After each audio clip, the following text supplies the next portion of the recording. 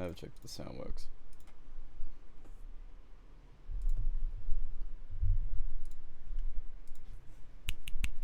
Test. Good.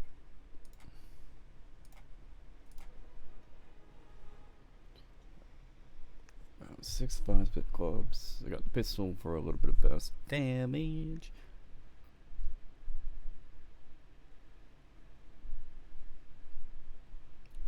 Oh, that was not what I expected.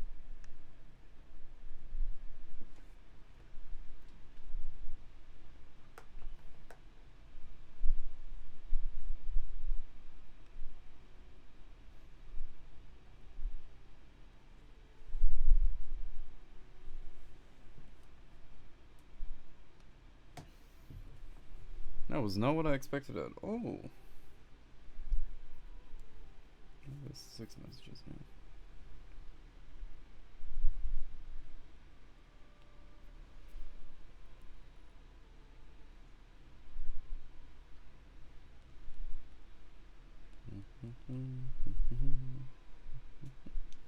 Alright, cool. What's that? Little snap fire heats up a mounted turret and rapidly fires 6 fixed damage at a target. Each attack slows the enemy's attack speed and provides bonus attack range for the duration. So like Winter Wyvern. Snapfire threat launches a barrage of Fitspire globs over 6 seconds. Globs cause impact damage and create pools of fire spit, which apply slow and apply damage over time. Snapfire has reduced turn rate and for duration, and a minimum launch range of 600. Each glob can be targeted with a right click. Ah, so it's a count that you stack up. Gotcha. Well, let's see what the real patch has to offer. 7 point... What the...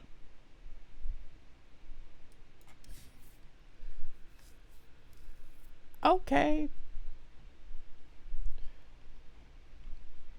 General updates. Each player has their own courier automatically.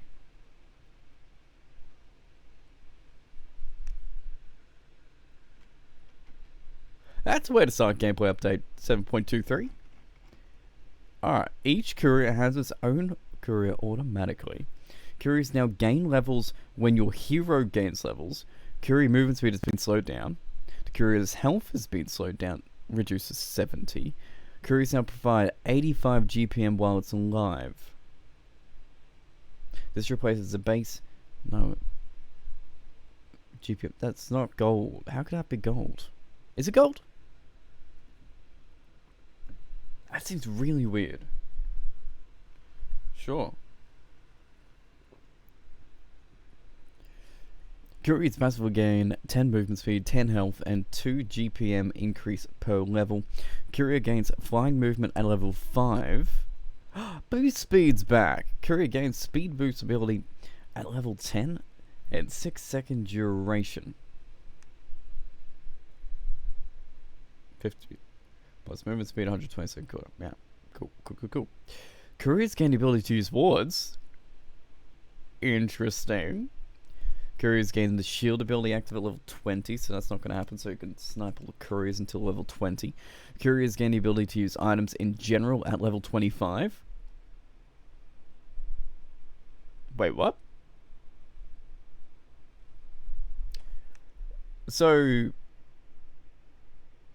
you could potentially put, say, pipes and mechs and greaves on the courier and save an item slot for your supports or all the heroes that would carry mechs and pipes. And I guess Dagons, like, you could still get some damage off. Is there anything else that's... Does that technically mean you could use a Blink Dagger as well on the courier? But it does mean you can scale something else regardless of the heroes. That's kind of cool in itself. Alright, I don't mind it. Courier's vision's reduced. Probably worth it. Would have been a little bit overpowered on that part. Courier's team bounty is now 25 plus 5 times the level. And XP is 35 plus 20 times the level. Courier's respawn time has changed from 120 to 180 from ground to flying, cool, to 50 plus 7 times the level. I still wonder if you can use other people's couriers to actually give items as well. But our courier's return items ability will now cause a courier to return home if it doesn't have any items. Alright, fair enough. But yeah, I wonder if you can actually use other people's couriers. Like, if you drop an item on the ground, can you get that courier to bring it up and bring it to you instead of them? But things to find out. Observer boards no longer cost gold. What? Huh? So they're just on a timer. Heroes now start with 3 town portal scrolls. Alright. Gold earned from killing the observer board will now always be given to the player that bought the true site. Ah. Well, that's a fun, quality of life change for supports. So if you buy the sentry, you get the gold regardless. Which also takes away giving the gold to cores, which sometimes was the strategy. Just pump them up with as much gold as they can to get the items. So now you can't do that. Unless, it's bought, it's not put down. So if they bought the sentry, they get the gold. Heroes that have recently applied damage or debuff to an enemy hero that dies are now considered part of the area of assist gold, even if they are no longer alive or in that area. That's cool, I guess. Guess love tap and TP away, you don't have to stay for too long, but sure. What are we up to? Assist gold distribution multiplier for net worth ranking factor in the areas has changed from multiplying based on the heroes in the area to globally, which is just changing to accommodate for that. So that's not the craziest deal in the world.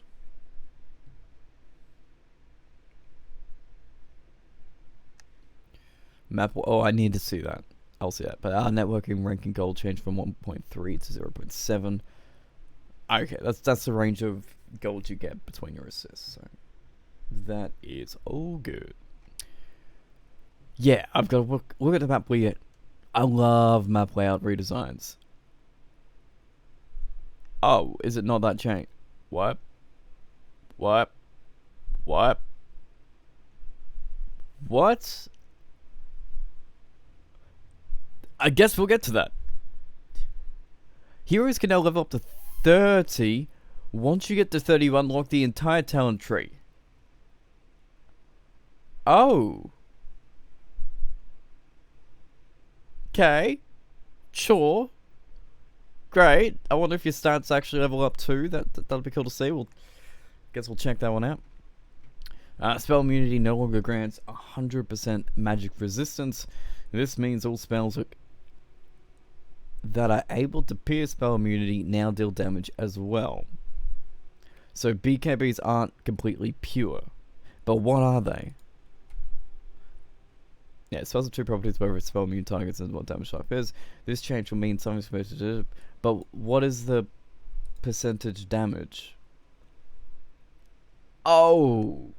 No, yes, okay, so even if it deals 0 damage, it's going to be a tick that breaks blinks. It's going to be something that can actually cancel it. So it still deals potentially damage, but if it never dealt damage before, it still doesn't do damage, right? Yeah, this change means if something appears spell immune, there was magical damage. It does damage. If it didn't spin malady, it will still not deal any damage.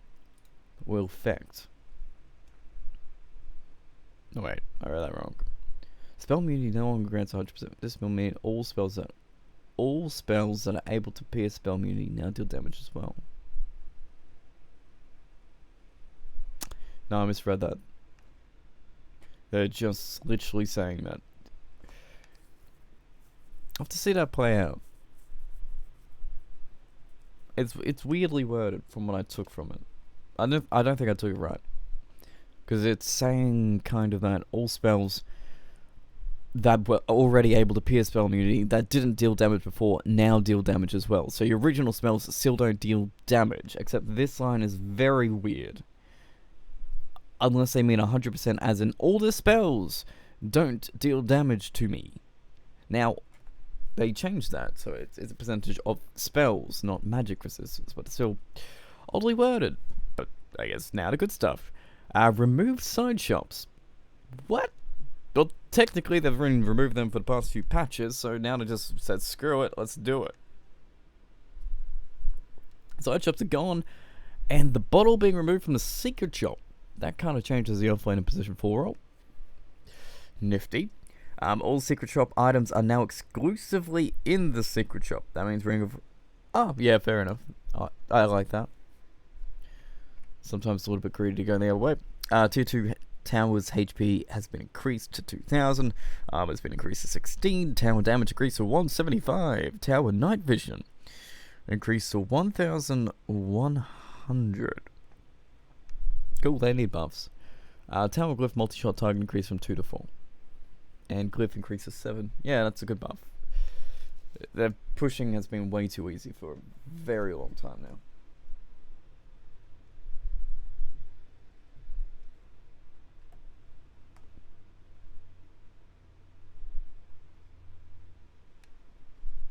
Where are we at? Improved?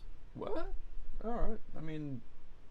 Cool quality of life. Improved input processes to feel snappier, as well as fixing some rare input drop bugs.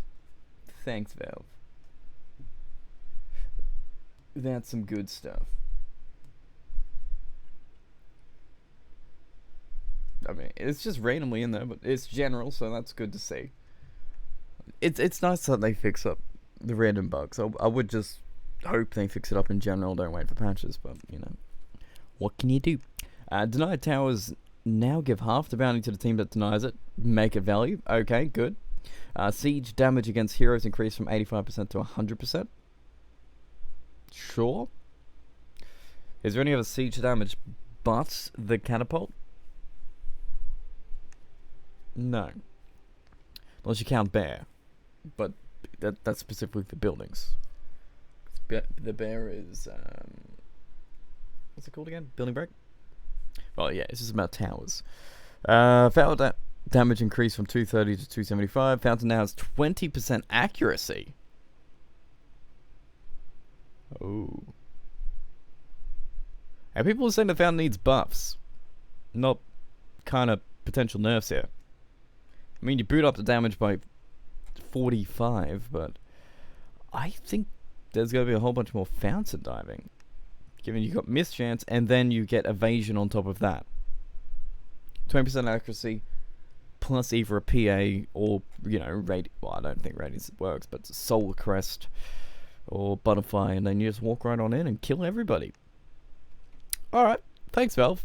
Neutral units balance. Neutral cloak or no stacks. Chen's being kind of nerfed again. Oh no. Okay.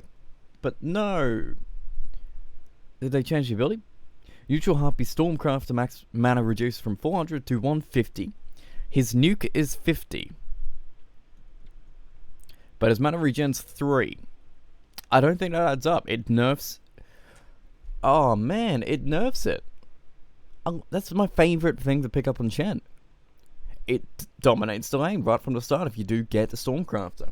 You pick it up, you get all the lightning storms out, and then the offlaner, the position 4 can't even lane anymore because it does so much damage, but maybe that's a sign it needed to be nerfed. Still, annoying, and maybe we'll see Chen changes anyway, so it won't even matter. Neutral Mud Golem Hill's boulder damage reduced from 125 to 75. Alright, a little bit nerfs, a little bit damage. I'm not happy. I play Chen, so any nerfs to creeps gives me a little bit of shits here. Keep them strong. They've buffed a ghost a little bit, so Frost Attack does a little bit more damage, 25%. I mean slow, but 5% isn't really too much. It is very good. It's one of the better creeps you can get, so now it's probably going to be the main creep you go for, out from the small camp at the start with a Chen. The Vilsash Poison debuff now buys 35% regen reduction. Ah, how? Look at you. It's not healing reduction, it's regen reduction though. That's the one thing you have to remember. But it will it will mean that regen in the offlane is a little bit weaker. You could win the regen wars potentially. So that's pretty good. I like it. It might actually get value for the Vol Assassin, because you don't go for the Vol Assassin. It's got no abilities but a poison debuff, and that's it. So you go for something with like the Harpy Stormcrafter or the Ghost, who gives you a little bit of slow on top. But that's cool. Slow the regen down, you win the regen war in your lane, and hopefully win the game. Centaur Conqueror Wall Stomp reduce. That's good. That's a buff to the Centaur. So Centaur strats will be coming back. Dark Troll Summoners Instant cooldown. Good buffs to the Troll and Centaur, because people have been avoiding it. They've been just going for the little creeps, for the magic, you know, the aura. But that doesn't suck anymore, so you have to go to old school Chen. Surprised Tomato Creep hasn't been changed. Ancient Thunderhind War Drums no longer provides attack bonus, but what does it do? 40% oh. Something about accuracy has to be changed here then. I'm interested to see that. Attack speed, but that's pretty good buffs for the Ancient Thunderhind. I don't think you're going to get Ags on channel. You could get the Town for Enchantress, but I don't think this is going to be the biggest change, but it could pay off. Ogre Frostmage. Armor bonus reduced from 8 to 6. That sucks. Slow now works against rage units as well. Alright. Attack slow increased. There's your buff. Alright. So. Oh, hello. Okay. Outpost. Added a new type. A new neutral building type. Outpost. There are 2 of these on the map, located where the side shops were previously. Right-clicking to channel it takes 6 seconds, and then you gain control over the outpost. Oh boy. Converts faster with more allies channeling. Having control over an outpost grants you XP bonus upon initially capturing it, and at a 5-minute intervals on the game clock. It also provides your team unobstructed vision in the area and allows you to TP to it. Outposts are inactive for the first 10 minutes of the game and cannot be captured then. Okay, so there are fighting points, kind of like what runes are, that provide you XP, like they give you a benefit of going for it, plus the TP point, and plus the true sight. So people fight over them every 10 minutes. We shed the life tier 1 towns. I'm interested to see how that goes, because is it worth it? Late game, yeah. If they can't be destroyed, then you always have a TP point to get to certain lanes to push them out, to surprise people. Maybe a way to get your team to you if you're being chased down at the 40-minute mark by yourself and you're just down near the outpost and you need help, but then again the entire team will be there. It's different. I didn't expect that. I really didn't expect that. Neutral items.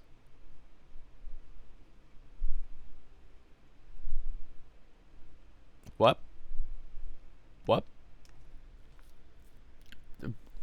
Get my Diablo out of your Dota. What? Neutrals now drop unique items that cannot be sold, but can be shared with allies.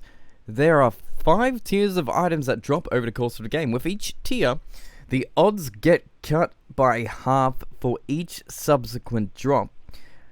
Items of a specific type will only drop once for each team. Drop only begins after 5 minutes.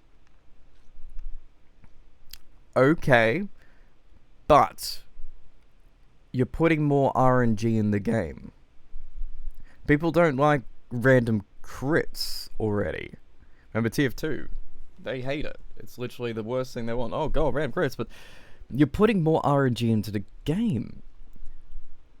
There are 62 unique neutral items in total. Backpack slot increases from 3 to 4, so you have space to hold them. But alright, so 5 to 15 minutes. A tier 1, you get 10% chance. Other tiers 0%. And 15-25 minutes, it's 10% chance for tier 2. And then you repeat it for 25-35, you get 10% again. And then at between 35 and 45, you split it 5% between. And it's only tier 4 after 45 minutes. And then tier 5 comes at 70 minutes. Items you'll never see. Drops use pseudo-random on per tier per team basis. Only roll for drops whenever there is a real hero dying near neutral. Yeah, so the one thing that I should point out is this is going to encourage jungling a whole bunch. Like, a whole bunch. People are going to say, hey, look, it's 5-minute mark. I need to go jungle and hit neutral creeps, which might be a good strategy. Then again, you do have a carry that is generally meant to be doing that anyway. But at 5-minute mark, usually not. It's still the laning stage. This might be a reason to pick up an Enigma. Oddly enough. Depending on what the items are. Whether they're worth... Well, we'll see what tier 1s are. Because these are the ones that are... Hey, you're back. Keen Optic. It's 75 cast range, 1.5 mana regen. Pretty good. That's pretty good. That's fine. It's 1.5 mana regen, which is more than... it's more than Sage's Mask. Sage's Mask 0.75, so... That's kind of worth it itself. A little bit of cast range, always valuable, even if it's just 75. What's... Eighth is 150. Yeah, so it's half an Aether, if I'm remembering correct. Royal Jelly comes with 2 charges, permanently grants 2.5 regen and 1.25 mana regen, but on target, okay. Permanently.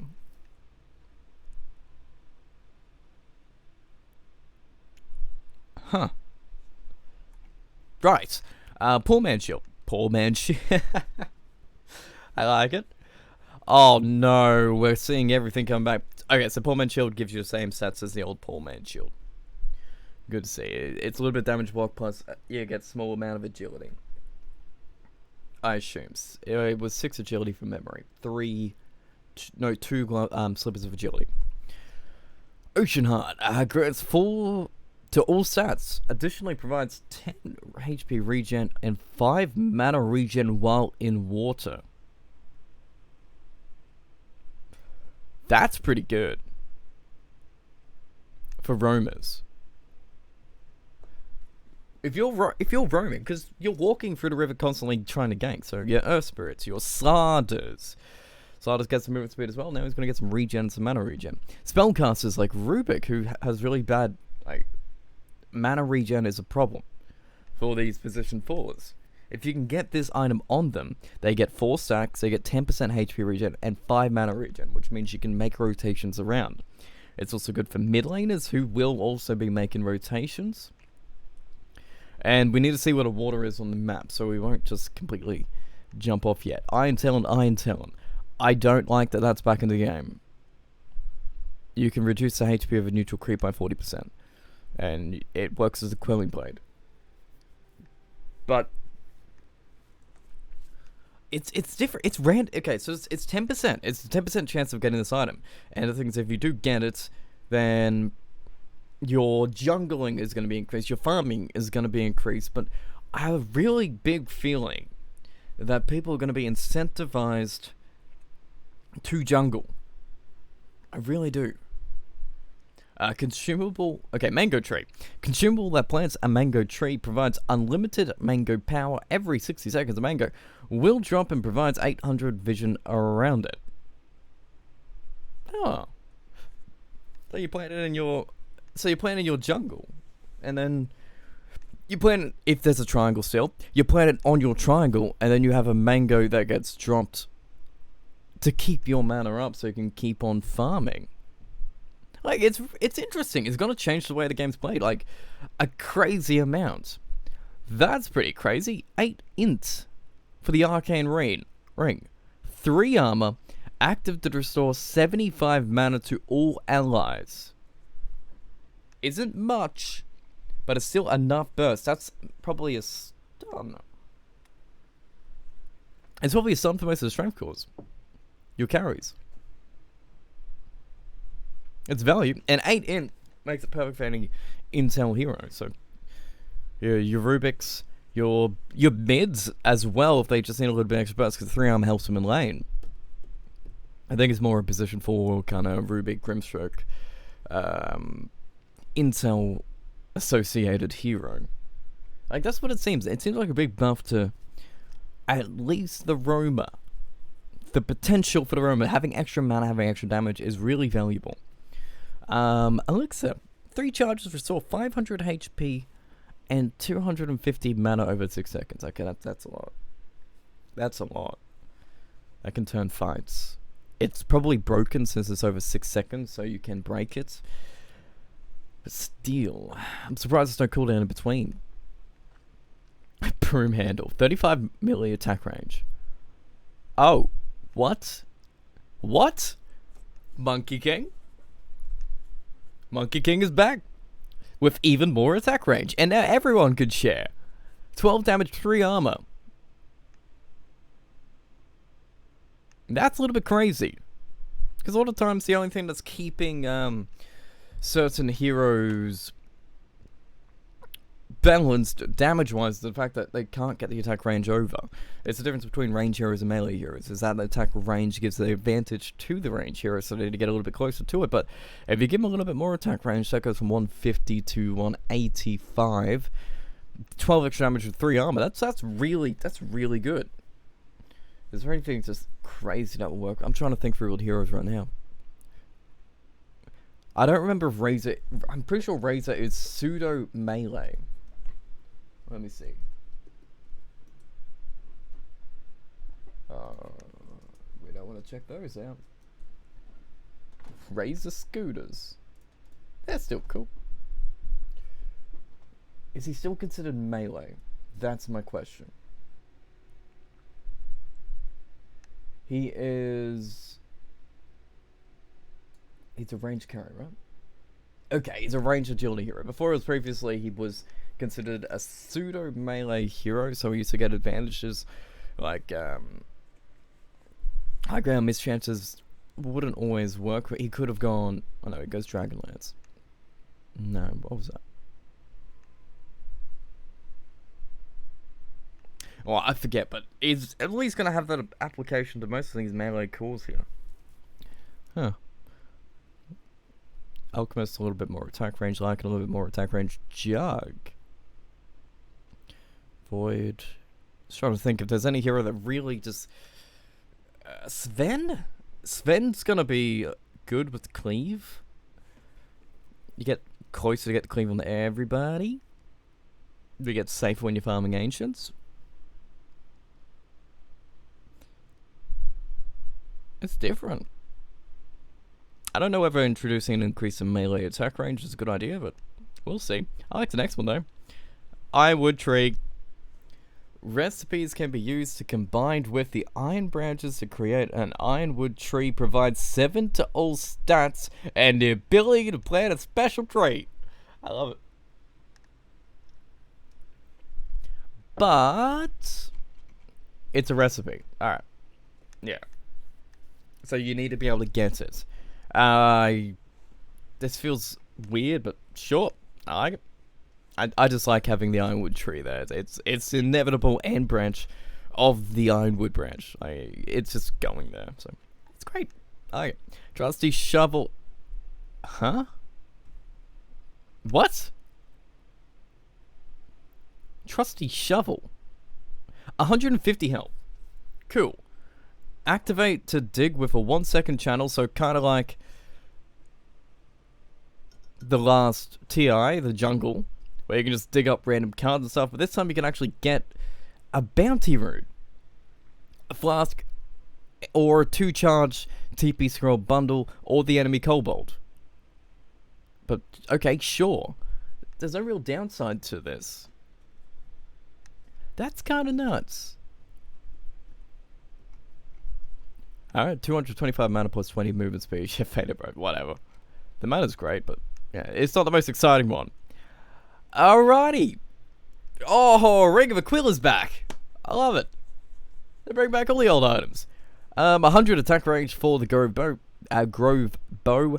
Add a minus 12% magic resistance debuff on attack. That's good. That's really good. Because if you think about it, it's not about the 100 attack range. 100 attack range is great, but you can put it on any ranged hero, and a lot of ranged heroes cast the spells, like Invoker, Quap, Rubik, even, I would say, Enigma keeps going in my brain, Gyrocopter. Gyrocopter loves the attack range, and really deals most of the early game damage with magic. Rocket's missile cooldown. And if you add the actual minus 12% magic resistance debuff, which you could also potentially build a Veil, you've just increased your kill potential like crazy. Vampire Fangs, though. 10% lifesteal, 10% spell lifesteal, 450 night vision. One thing I should point out is at the 15-minute mark. So 15-minute mark, you should have your first 2 items at least as a carry and technically be farmed in jungle. So the laning stage benefit of having to go bro isn't gonna probably happen, but the first team fight, the second team fight is gonna get it. So that's good. Oh. But anyway, yeah, 10% lifesteal, 10%. Yeah, okay. That's not amazing, but it's not amazing game change wise. With all the, it's an item that kind of builds into things that we already know. Depending on the hero you put it on, it could be insane. If somebody already comes with 10% lifesteal, I don't know if it stacks. It doesn't say if it stacks with, current lifesteal. If it's Viper, I assume still has the talent. 8% spell lifesteal. If not, a little bit awkward. Ring of Aquila. Great RNG stacks, mana regen, a little bit of armor. Well, it also depends what the Wraith Band means right now, because we got to get back to those items. Repair Kit. 3 charges, consumable that targets a building, restoring 40% of its health over 30 seconds. Provides 10 armor and 4 multi-shot for this period. So do you use it for a defense, or do you use it for just generally? I think you just use it as defense. When people are pushing, you hold it, and then you put it on there after they're doing damage, and you get multi-shot. And then what you do after that is you glyph it. And then at the same point of time, if you glyph it and use this, do you get potentially an 8 multi-shot ability on a tower? Does it add? Or does it just stay at 4? Like, these are things I've got. Actually, should I write this down? I should write this down. But I should check these things. I'll check these things. Whether I put it on the video or not, I don't know. If not, I'll add it on later. Should have been. Oh, well, we can remember this. I'll know this been there.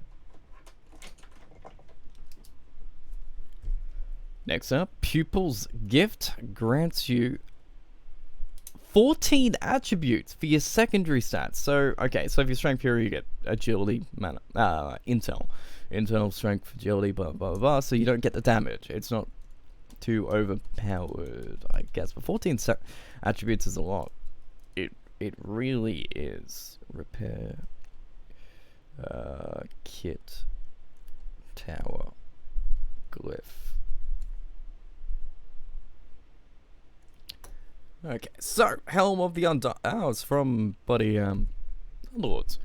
Provides 6 armor. Equipped hero survives an extra 5 seconds after receiving the killing blow. Potentially overpowered. I'll call that one out. You can see it on Lords. It's a really strong combination on who? On Bloodseeker. On Husker. Because what you've got, potentially, is more time. And whether it is purgeable, and whether you can actually break through it with the axe. I assume you can just cut them down with axe. But if you put this on Husker, you have an Oracle on your team, you get yourself an extra few seconds of time. Also, if you put this on, say, a Husker, and you build a Satanic, you can go down to the killing blow and use your Satanic with Assurance. And this is the 15-minute mark. So you probably won't have a Satanic for now, but later on it will scale. I think that's a little bit rough. I think that's going to be questionable. You're going to see the armor being taken away from this. And then they just might leave it as 5 seconds, or they might mess with the seconds, but then it's not worth it at that point. Imp Claw. Passive 18 attack damage, causes your next attack to deal 1.6 times the damage doesn't say that it doesn't stack with other forms of crit. So if you get an Ipecaw on a bounty, you might be able to get your crit with your Janata plus this on top. Or Chaos Knights, or anyone with a crit. The other thing would be is if it works with, Enchant Totem. That would be the other one. Whether you can get a 1.6 times damage plus 18 with the Enchant Totem. Because that could be very powerful early on. Very powerful.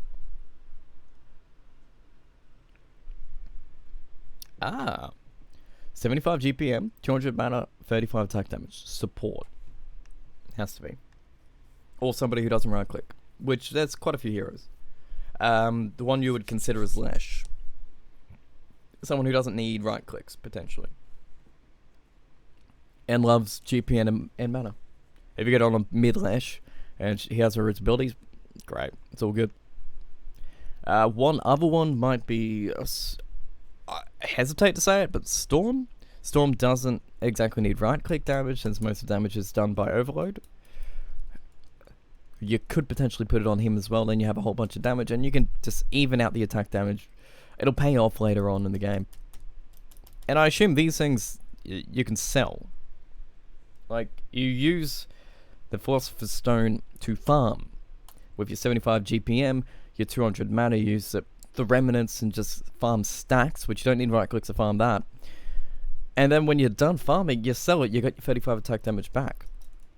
Plus your advantage of 75 gold. Oh, cool, interesting.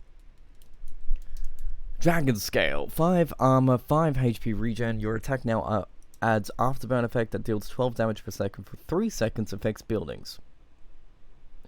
That's pretty insane. So you can push pretty fast. It's like Jakiro's liquid fire in a building. And potentially, thinking about it, Viper has the talent that poison. I assume he still has the talent. Poison effects attack buildings. So if he does do that, and he has this item, he can melt down the buildings a little bit faster. Clinks as well. Clinks is going to be able to deal a whole bunch more damage to buildings with his searing arrows, plus this as well. Jakiro could pick it up with liquid fire and just right click on the side. Husker could just do it. I mean, you know, have your spears burning and then this burning on top. You can add it combined, and 5 armor and HP regen is great on Husker.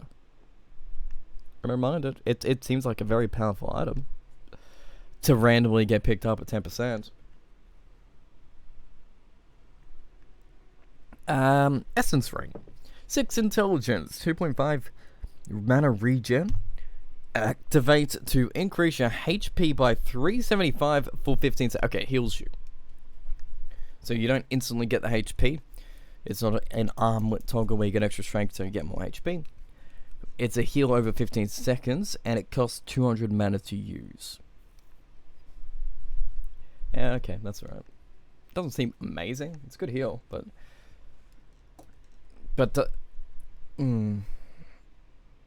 Oh no, it says activates to increase your HP for 15 seconds, so it instantly boosts up. So it could be a bait and switch. So you could be very low, pop it, get your 375 HP, you're good. Cooldown 25 seconds, not too long in that. Never sure. 8% spell amp, 20% magic resistance, -4 armor on yourself. Spellcasters. People stand in the back, pick it up, you're good. People built phase boots maybe as well. Okay, Tome of the Aghanims, consumable to... What? Oh, man. What? What? Come on. Consumable that temporarily grants you a Scepter buff of 3 minutes. That's potentially game-breaking. Unless they've changed a whole bunch of the tomes, because what happens if you randomly get a Morphling with an Ags? At 15 to 25 minutes in. He's been having a rough game. He's been losing his laning stage. He's got 2 Wraith Bands and Brown Boots, but now he's got Ags and he's got an Earthshaker on his team. He can just pick it up and they can make moves for 3 minutes and recover. And that's pseudo-random chance.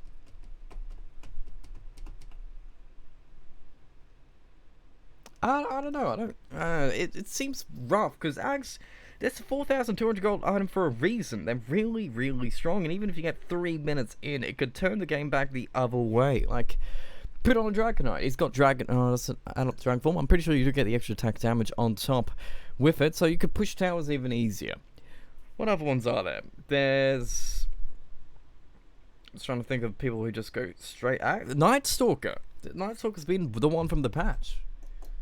You get Night Stalker at the patch, and 15 minutes is the nighttime mark. And you get it first time, like, oh shit, here we go. I've got Ags now. I've got nighttime. AoE Voids hitting absolutely everybody. Winning team fights, even if you lost the laning stage. I don't like that. I don't. But we continue. Oh, okay. Right. Craggy Coat, 13 armor, 35 attack speed on yourself. People who build Echo Sabers. That's what that item's for. It's tiny. That's a tiny item. 35 isn't that massive though. Man, you'd go tiny. I wouldn't go Sven. You think? Okay, Sven builds Echo Saber, doesn't want to. Ken doesn't want to. Anybody else actually build Echo Saber anymore? No. No. It's literally just tiny. Oh well. Greater Fairy Fire. 30 damage consumed to instantly restore 500 HP. 2 charges. Cooldown 10 seconds. Yeah. That's good. 500 HP pump on up. It's a good burst. I don't think it's going to be game change with 30 damage. HP is going to be nice though. This is kind of interesting. Quickening Charm, 13% cooldown reduction and 9 HP regen. Again, doesn't say if it stacks additionally with other cooldown reductions. Doesn't say if it reduces with other cooldown reductions. So you could potentially have what, 13% cooldown reduction? Thinking one out of my brain. Quap is level 15. Talent was 12% cooldown reduction. So you could potentially have a 25% cooldown reduction, which means if you get an Acceptor on a Quap, which means the ultimate is going to be 40 seconds, goes down by 25%, which is 10 seconds, so you get 30 seconds ults. Even a Blinker is going to be even quicker. That is a little bit nuts. Mindbreaker grants 30 mana break, 15% magic resistance. Mana burn, this is a way to give to you. Mana burned, this is a way given to you. Mana burned this way is given to you. Alright, that's how it works. Jesus. Illusions deal 6 mana break. So you get all the mana back though. That's a difference.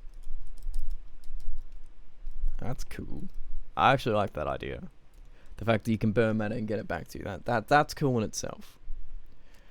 Third Eye grants a true sight in a 500 radiance and 300 day and night vision. Has 3 charges. After 3 deaths, it disappears. What? 500 radiance isn't too big. Give him that. But True Sight for free very early. Oh, actually no, this is 25 to 35 minutes. It wouldn't be too early. Okay, I get it. I get it.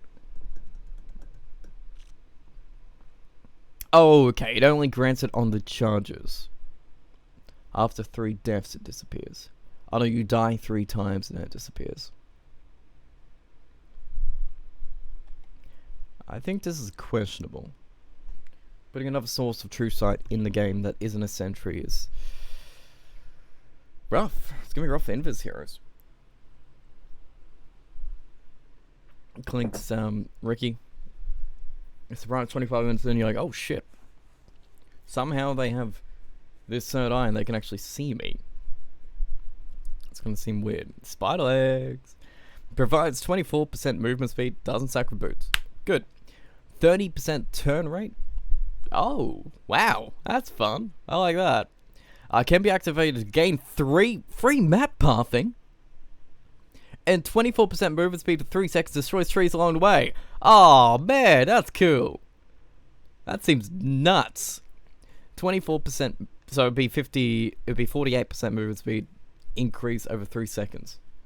Just randomly when you need it, you're just trucking it. Oh, that is cool. Is it, depending on the hero, it could be a little bit rough. I don't know. Seeing an alchemist running at you over the fucking hills for 48% movement speed, charging you down, destroying all the trees, could be crazy. And if you get a stampede on top, you have so much movement. But I don't think anybody's going to be drafting for these items. Van Brace. Recipe combines 2 braces. Oh!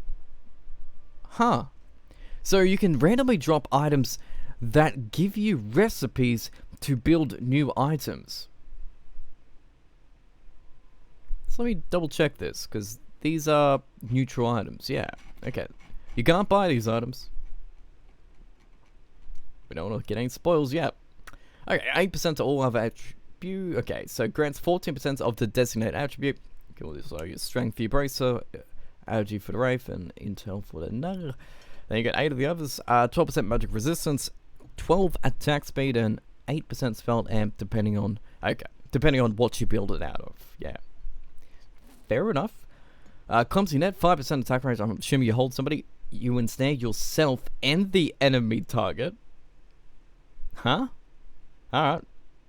That seems weird, but sure. Hold everybody both down. Probably heroes that don't care to be held down. So if you're in the middle of the fight, you're like, yep, I'm just going to hold you down. I'm going to stand here and do damage anyway. So you'd be thinking, yeah, Husker, or so a support maybe comes out. Like a Lich could do it as well. You could just do that ensnare for 2 seconds, and then you get the Sinister Gaze on top, which holds them down for even longer. I don't mind it. 900 attack range, 900 cast range too, so you can even be in a safe position to do it. High ground, low ground, both ensnared, you're good. Passive cooldown, your next range attack has 400 range and does 175 magical damage and has true sight.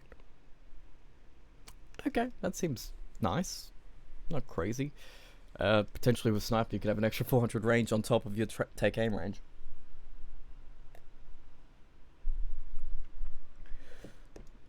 Um, 17 damage for the Paladin Sword, 17 lifesteal, 17 healing, regen, lifesteal, amp. Oh, okay, hello. That's cool. Could be good at Alchemist. Very good at Alchemist, actually. Increased healing, regen, and lifesteal on chemical range, which could be buffed further up by a Chen. Again, don't think you should draft around it, but hey, that'd be nice. Orb of Destruction. Oh, that's back from bloody Warcraft 3. Wow. How'd they slip that one past the sensors? Applies a debuff that reduces armor by 6 and slows for 13 to 15%. Okay, that's pretty good. That's really good. That's the one you want. Titan Silver. Grants 22% base damage, 22% magic resistance, and 20... Okay, that's the one you want. Screw that. Whoa.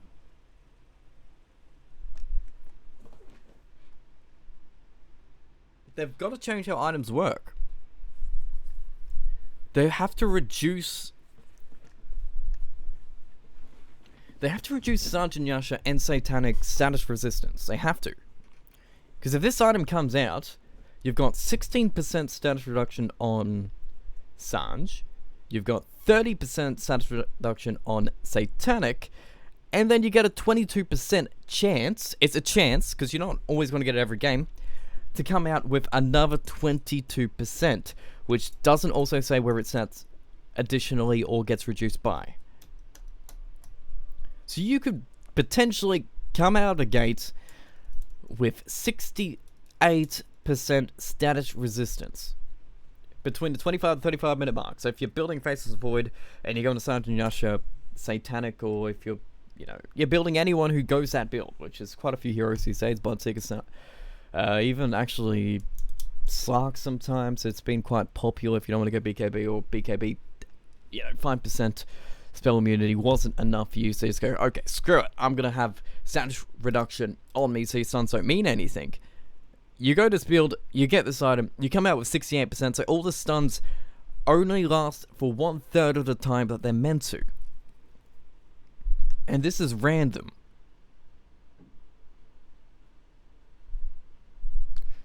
That could change a game in itself, with magic resistance and base damage.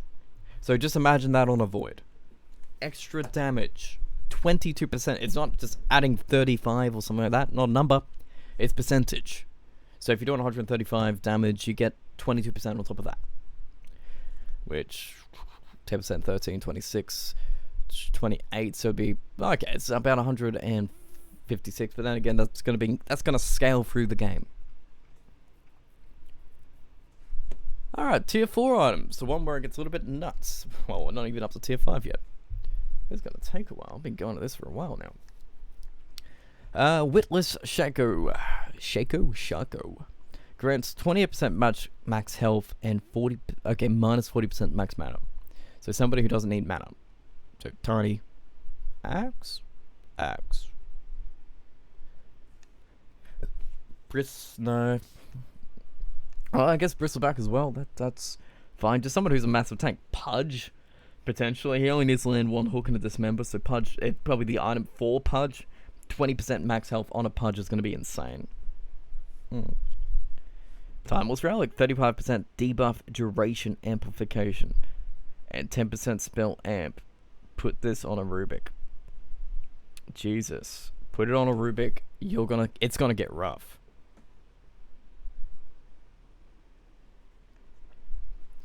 Spell Prism.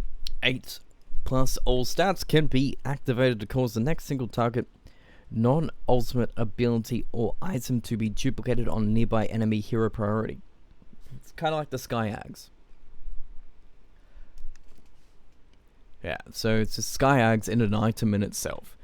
Plus, if you do give it to a Sky, that means 1, 2, plus the talent as well. So you'll get 4 potential spells. So if you cast one, what's it called? Mystic Flare, you get 4. That could turn a fight. Laguna Blade could be doubled. Even with Grimstroke as well. So if you add this with Grimstroke, you potentially get 4. Potentially. I don't know whether it's a single target or it will count for multiple targets out. I would assume it works the same way it does with Soulbind, so it would be 4. But that's kind of nuts. Chain Frost becomes 4. Princess Knife, 60% attack projectile speed. Your next attack hexes the enemy for 1.5 seconds. It's probably dead for it. This seems like a different game.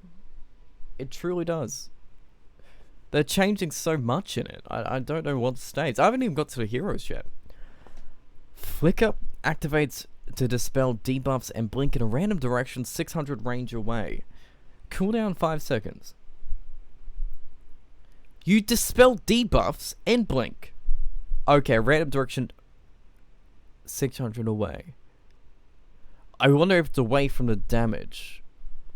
Because that potentially could kill you. Because you don't control the blink range. That would be interesting.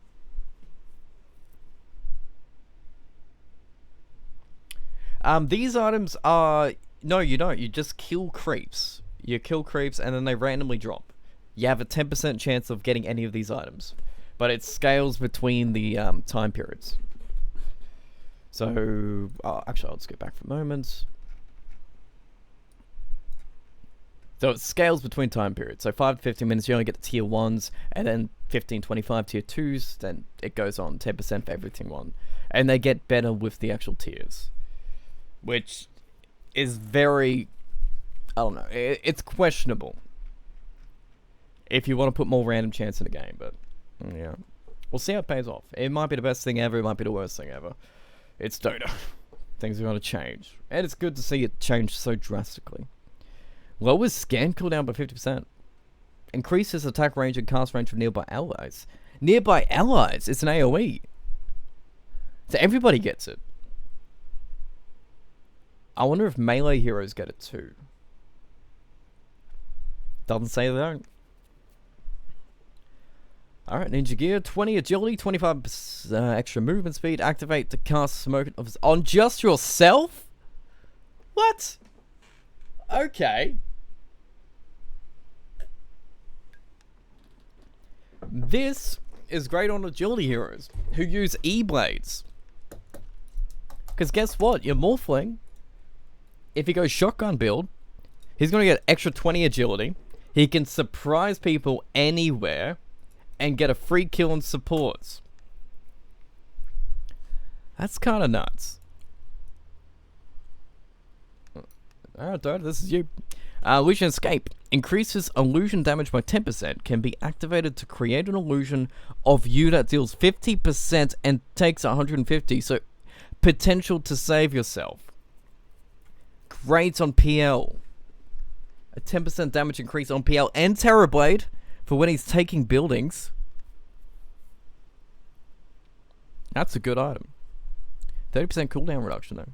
Cooldown. That ain't too bad. This is the item that was on the thing before.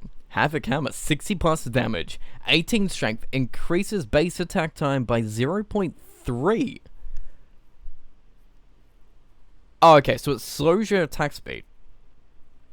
But it can be activated to knock enemies within 300 AoE distance. Okay, so it brings them back. Potential combinations. I guess it's Puck, isn't it? You're like, okay, here you go. I'm gonna break the coil onto everybody and force it out. It doesn't say that it pierces spell immunity though. It does slow your attack speed down, so you want on basically strength heroes. But it's 0.3. Base attack time was, well, let me see. Alchemist's talent was 0.3 minus base attack time at 25. So it's that increase reversed. Which is actually pretty reasonable. So yeah, you want it on somebody who doesn't need it. Probably somebody who builds an Echo Saber. I'm thinking tiny. Still, I'm just thinking tiny. Also slow by 50%, that's good. 3 seconds on top, that's a pretty good buff. Magic Lamp, 400 HP. Hard dispels and heals you for when... Oh, it's like an Aeon Diskin build.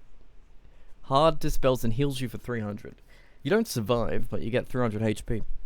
And the hard dispel's big. That's good.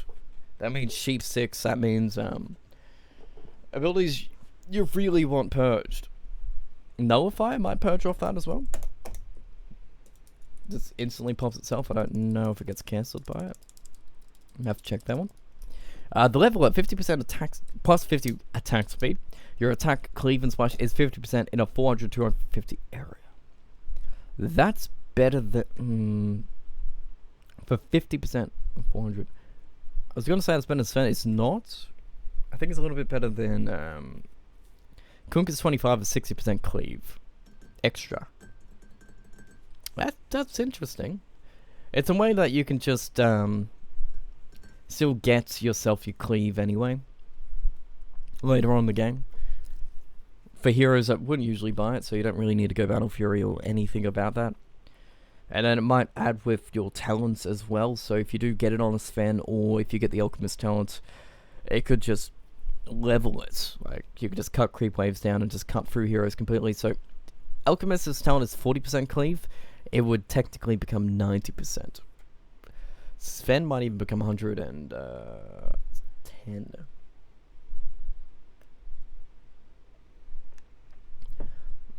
In build BKB, 20% strength and activate to gain magic immunity for 1.75 seconds. Yeah, you get a 1.75 second BKB, which you can add that to your 10-second BKB, which is probably 5 second at this point. It's goddamn just before 70-minute mark. That could be game changing in the late game. 20 strength is great. Interesting. Like, these things could turn games, and they're all random. And you. Force Boots, 50% movement speed, unlocks max movement speed. Oh, cool. Can be activated to self-dispel and push your distance forward. Cooldown about 6 seconds. Okay, that's good. You just move as like at the speed of light. Speed 2 seconds, guys.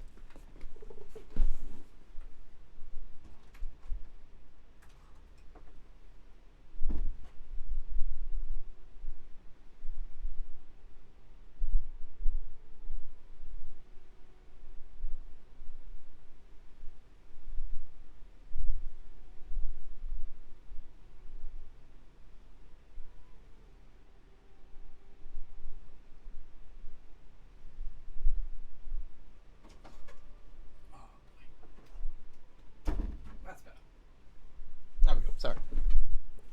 A little bit clearer now. Alrighty, so Seer Stone, 500 cast range, 800 day and night vision. No, that's really good. 500 cast range is insane. That's a lot of cast range, and some spells have pretty good cast range. Like increase 500 on top of that, late game could be game changing. Could catch somebody out. 75% chance to block and reflect targeted spell. 75%. To block and reflect targeted spells. Okay, Dota. Fallen Sky. Recipe combines Blink Dagger and okay, I like it. Grants 20 strength, 20 intelligence, 15 HP regen, 10 mana regen, activate to disappear and turn into a meteor, quickly falling on the targeted area and applying meteor hammer stun and damage. What? That's my favorite item. Right there. Does not get disabled by incoming damage. And that is literally my favorite item. Oh man. Alrighty. Fusion Rune. Consumable that can be activated to gain every... What?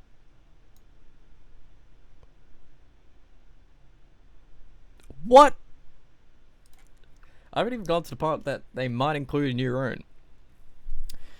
Apex increases your primary attribute by 80%. 400 attack range for the ballista. Attack knocks enemy 50 distance back. There's no chance. FYI, there's no chance attached to this. It just knocks you back 50 units. Let's continue. Woodland Striders, 50% movement speed, unlocks max movement speed, grants 50 HP regen, grants tree walking, so you're basically tree protector. Activate to leave tree in your wake as you move for 3 seconds. Trees last up to 60 seconds. You could use this to get on top of people. You could use this to defend your towers by putting trees in front of them, and you could also use this for Tiny to create trees in order for him to throw. Jesus, alrighty. Trident. Oh, there it is. Recipe that combines Sanj, Yasha, and Kaya together. 33 agility, 33 strength, 33 intel, 33 movement speed, 33 attack speed, 33 status resistance, 33% mana loss reduction, 33% regen and lifesteal amp, plus 33% spell amp. Okie dokie. Yeah, sure. 33% everything. That's a really awkward number to say, though.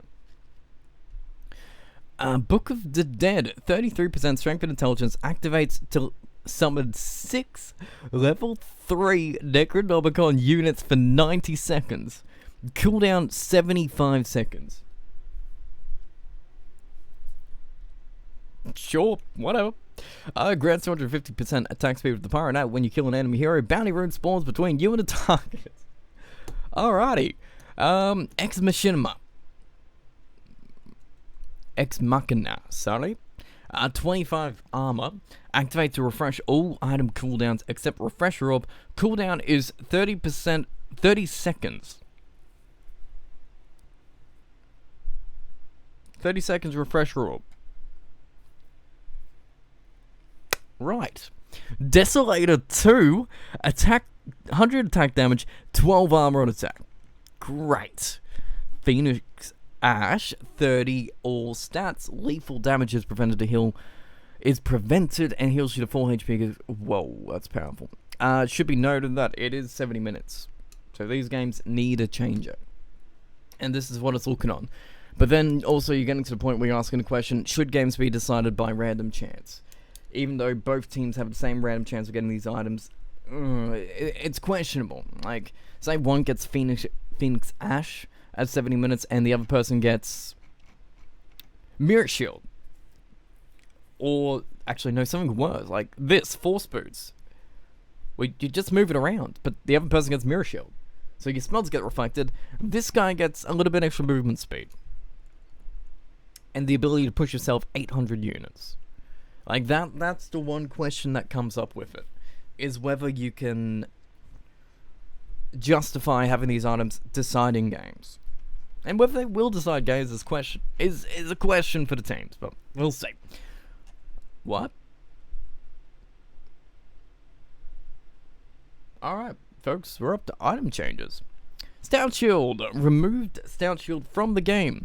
Melee heroes now have an 8 passive damage block, stacked with other sources of damage block. So, alright, no, that kind of sucks. Is Quelling Blade gone too? I don't know. Okay, so instead of a Stout Shield, Vanguard gets a 200 gold recipe. But it's, I wonder. I guess Stout Shield just became an item that melees get passively. Kind of like what the Poor Man Shield used to be. Everyone used to just build it, so you need to vary up your early starting gold. And this does also help supports here, so Ogre Magi technically gets a buff. Support position 5, Ogre Magi. The ones who bought all the wards and gold and clarities. This is actually a buff for supports in general, because wards don't cost any gold anymore. You have your own couriers to bring out wards and all that stuff. And now you have an extra damage block. So Undying buffed. Ogre buffed. Who else has been quite popular as a melee? I think that's about it in the melee range. But you might see some more melee supports getting picked up in the laning stage, since they now have damage block. That's good. Theoretically. See how it goes. It does mean that ranged heroes technically get, I wouldn't say a nerf, but you're less needed to pick them. Because one of the things that keeps strength melee heroes back is the fact that they don't have damage block. They move forward if they're weaker, say PLs, Terrorblades, anti-mages, all these heroes as well. And if you're playing pubs in general, you see the fact that any of these melee corps, they don't have a Stout Shield. Your one job in the laning stage is to hit the living shit out of them, just beat them down, and then they just lose the laning stage. But now, lower MMRs who don't buy Stout Shields, who don't buy those items that you need to burn, won't be punished for it. They just get the passive block generally. But then again, this is about the game, not specific players who don't understand the game. But yeah, I guess also it helps them, so it helps those weaker the less known players to get better results, I guess, to continue with the game longer, so it might be a better quality of life overall for the game. I don't know. It's interesting to say the least. Vanguard now requires a 200 gold recipe. Yeah, that's fine. It just replaces Stout Shield. Quelling Blade, reduce the gold to 150. Melee, and it's been nerfed. Otherwise, 18.5. Sure, that's fine. I don't think it's the biggest thing in the world. That is gonna be costly, but then again, you don't have to buy wards anymore, technically. So what you're gonna see is more supports buying it, less cores buying the Orb of Venom. Moving it from 275 to 300. Okay, Circlet has been reduced in gold to encourage people to buy it, so 155. They're not changing the stats, so that's more interesting than anything else. Yeah, everything else has been increased by 10. So what you'll see is mids valuing the Circlet more, with the 10 gold that they can actually spend. Oh, actually, are they? Because it's still 145. It means probably 145, It technically means you can't get a Fairy Fire and an Iron Branch as a mid. So something's got to be sacrificed. And what you might see is trying to think through the math right now. 2 slippers, 3 iron branches, and a fairy fire being the build. Just so you get stats. And you still have the gold for the fairy fire to stay in the lane. Fairy fire, mango, blah blah blah. Actually, we're gonna find out if we can in a moment. Yeah, no, you can't. Yeah, no, 125, it's done. No fairy fires anymore, so you just can't get any fairy fires. 3 damage heals 100. Is it worth it, though, for a 55 gold increase? To only get extra 15 HP and 1 damage. I think that's a massive nerf. It doesn't scale right. And people are only just starting to rebuy them as supports and off-lane heroes, and yeah, I don't think that is worth it. I think we won't see fairy fires for a bit. Until they either increase the healing potential or lower that gold back. They don't need to go back to 70, but 55 gold for what you get? Yeah, no. That's not great. In preparation with mango season, they can only be stacked up to 3 times in 1 slot. Okay, so mangoes now stack. That gives you room in your actual inventory. I don't think it doesn't say there's a cooldown attached though. So you can just pop them all 3 times anyway, so that's cool. Ooh. Bassie's been buffed. Maybe. Unless we're going to get down and see that Bassie has been removed from the game. But cooldown for Ring of Protection cost is down to 150, so you save 25. And Sage's Mast is down to 250. We're going to see if Bassie still keeps the damage though. I think they've removed the damage from here. Because then this might be your mid build. It really just might. Wow, we are still going for the items and it's absolutely been an hour. I don't know how Purge does it. Ring of Regen. Cost of regen is reduced from 300 to 250. These things are being buffed, but then again, they weren't bought too much by themselves. Ring of Regen was only bought with Soul Ring. And the hood and the headdress, but they weren't built separately. So just reduced by 50 gold, that's good, but are the rest of the items being accounted for? Is the recipe going to be increased by headdress? Soul Ring recipe might be increased. Yep, there you go. Recipe increased by 50 gold. 4 staff increased by 50 gold. So it's been accounted for. So this will probably either reduce... It'll take the damage off. You won't get 8 anymore. You might not even get any damage. Okay, Buckler now requires 1 ring of protection, 1 iron branch, and a 250 gold recipe. So less armor from it. Provides 3 stats and a 2 armored. Oh, they put the Bassie onto Buckler. Yeah, it doesn't provide any armor anymore. That's why. And it doesn't do any damage either. The amount of gold it takes to buy it, it'd be overpowered if they left the damage in. So they're changing the class of items. So Buckler is not going to be that really big, powerful thing that it was last patch. It's going to be something just nice and cheap. What is it? It's 150, 1 branch, so that's 200. 450. That's pretty good. That's pretty good value. I would buy that. 3 stats, 2 armor. 3 stats mana regen. Okay, so yeah. It's the same way that these the last patch did Bracer, Wraith, Bend, Null.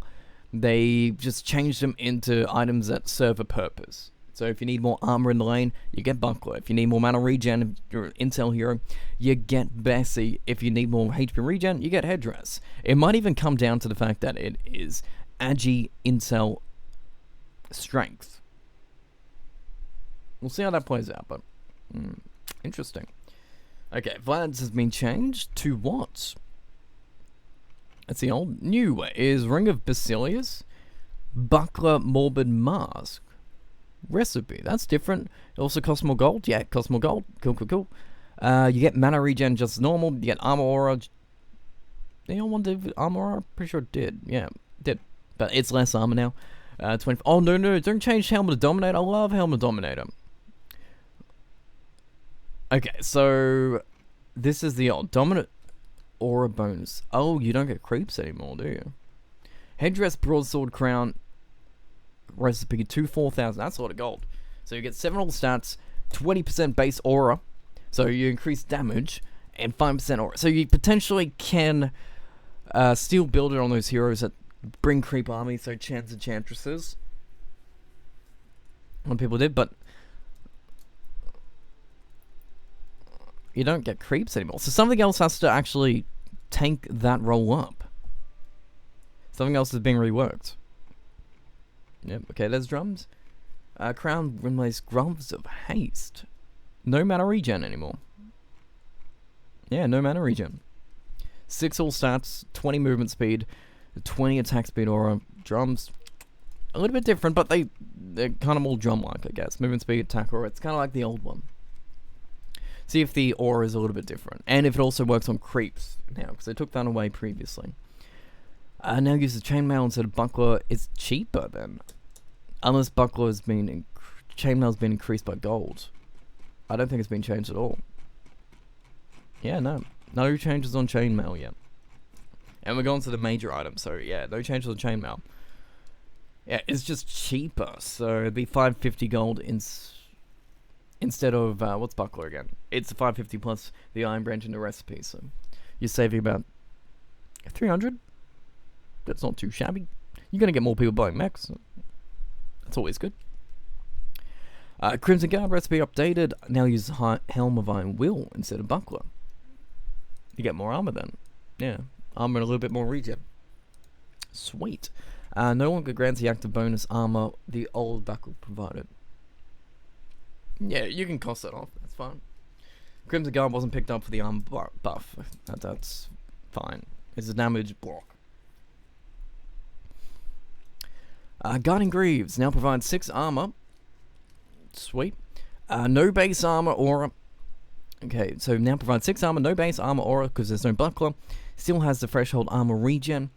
Recipe cost reduced from 1,800 to 1,600. Oh, good buff to Greaves. People are going to buy it more.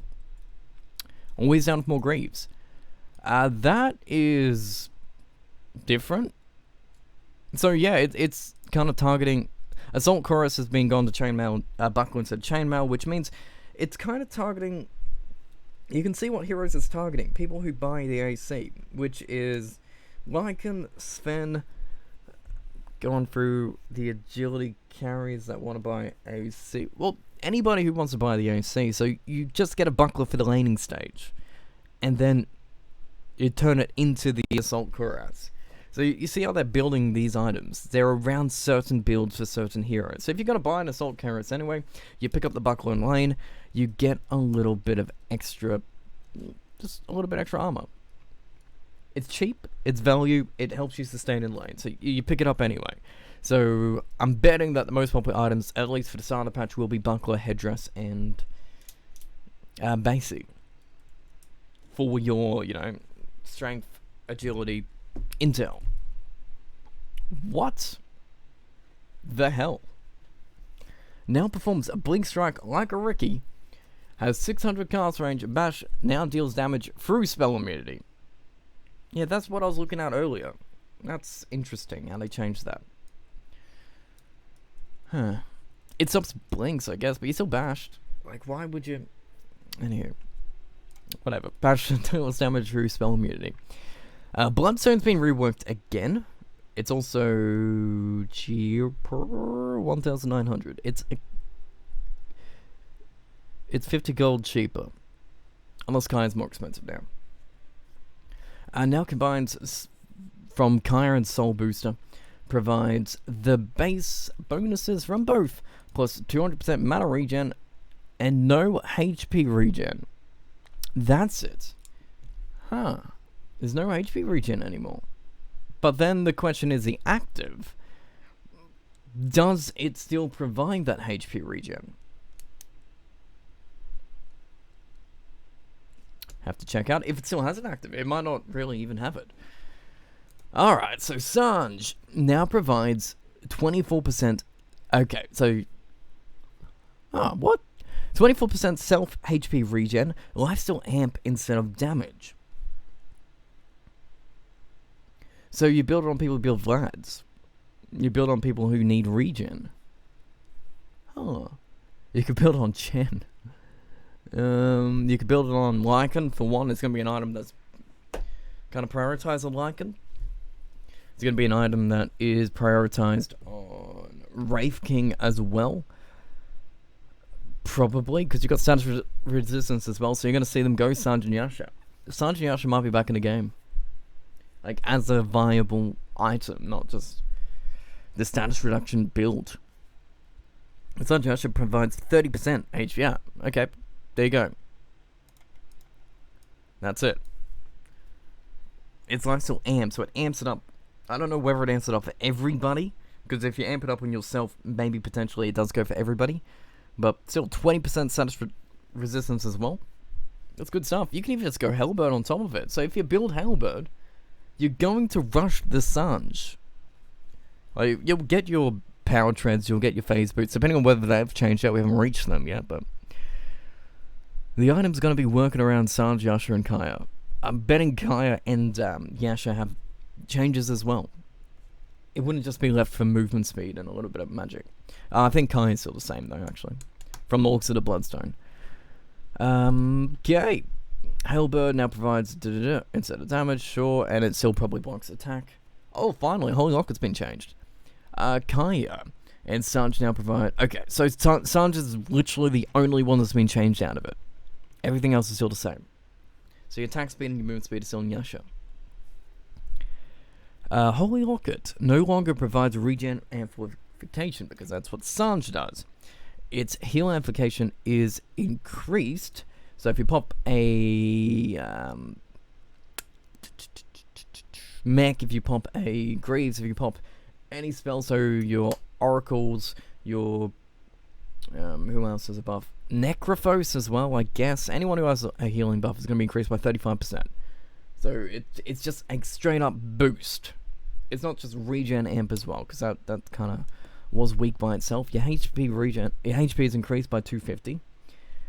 It now requires a magical wand instead of benefits, and the recipe's been increased by 800 to 850.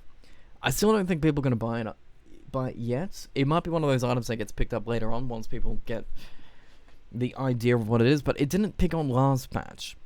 And it had the regen amp, and it did, I believe, have and it did have heal amplification. It was 25%, but it still didn't pick up. I'd be surprised if it really does find its footing here.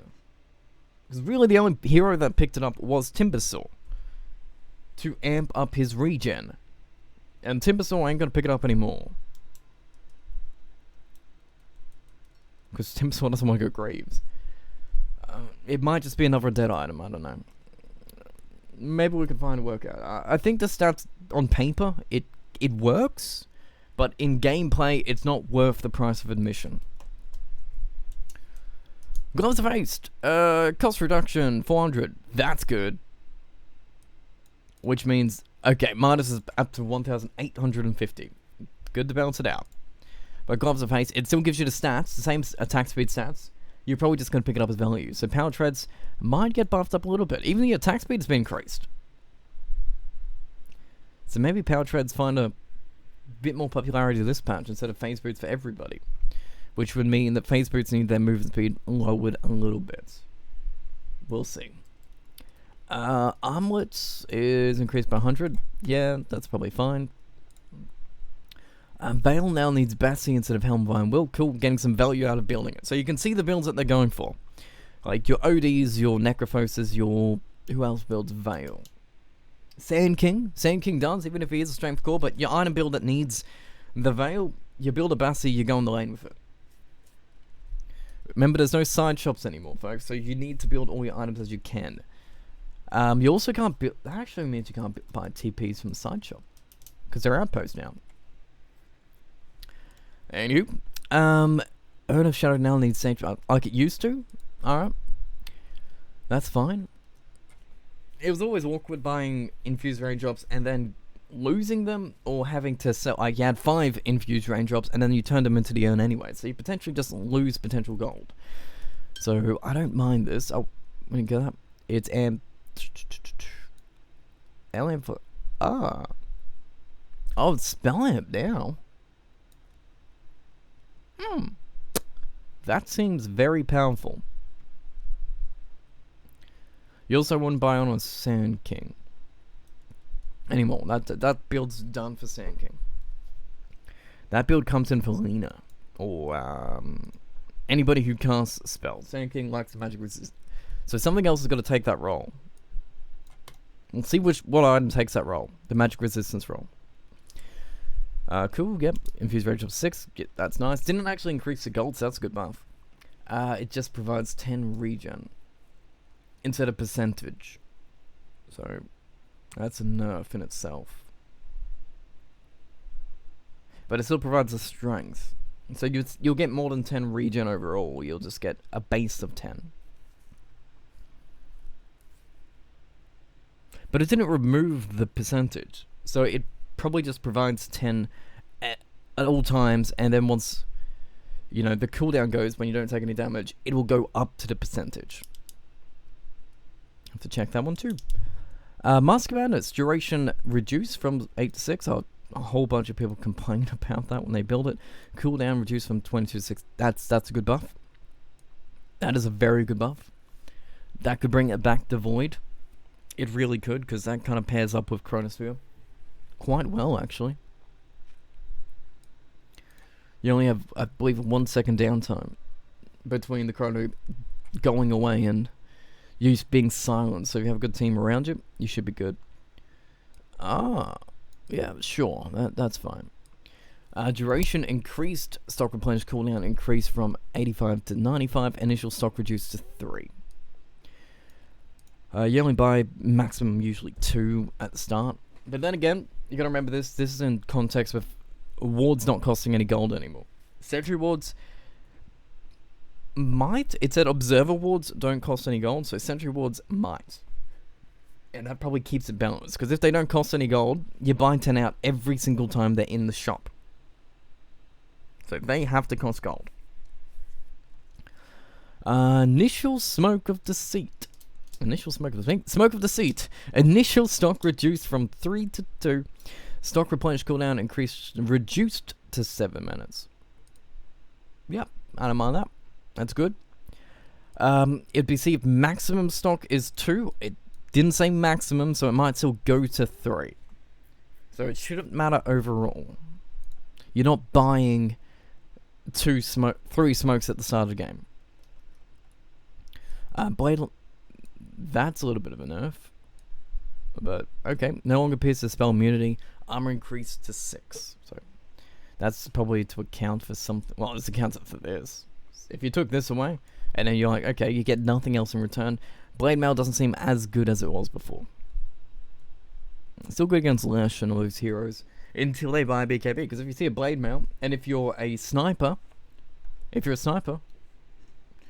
or a Divine Rapier builder, and everybody goes Blade Mail, you just build a BKB on top, and you use, say, your right click in BKB. That's it. Blade Mails only last for so long, and it'll match up the 5-second timing. So you need to do that. But then again, that's not the biggest buff in the world. Skull Basher. Basher now deals damage through spell immunity as a result of the spell immunity change. Alright, yep. Fair enough. No longer bounces to spell immune targets. Cool. It didn't do any damage, I believe, even if it did bounce, so that's fine itself. No longer pierce spell immunity. Yep. Cool. Now deals damage through spell immunity as a change, because it's a mini. It's not a mini bash, but it technically follows the same rules. Now it's True Strike. Oh shit, that's a buff. That's a really good buff. That's a big buff, actually. Oh man, PA's just nerfed to the ground. You're like, okay, I don't want to buy an MKB anymore. I just want to buy a Divine Rapier, and you still get the same function. That's good. Shadowblade gets a little bit of a buff. Cool, probably needed it. Battle Fury does need a buff, so 54 damage. I don't think it's the biggest issue. The cleave and damage percentage on creeps is the way you nerfed it, so I don't know whether that accounts for all the nerfs you had for. If you do the math on it, it probably doesn't add up equally. Damage increase 30 to 36 for Silver Edge. No, cool. Echo Saber Damage increased from 12 to 15. I think it needs more than that, but we'll leave with that. Clinkin Sphere. Cooldown reduced to 12 seconds. All stats increased to 14. Yeah, okay, sure. But then again, it was bought anyway. It serves a purpose. You don't want to buff it too much. You don't want to nerf it too much, because its purpose is spell block. It's not about the stats. It's about the spell block. So if you change this too much, it might become overpowered. If you reduce it like to 15 or 16, it might just become, you know, you want a Lotus Orb instead, or a BKB instead, because single targeted spells are very specific. Cyclone, okay, Yule Scepter of Divinity. Cyclone maintains 24 collision block rate base. Sure, you can't walk over it. No longer can be disassembled. No longer can be oh no, that sucks.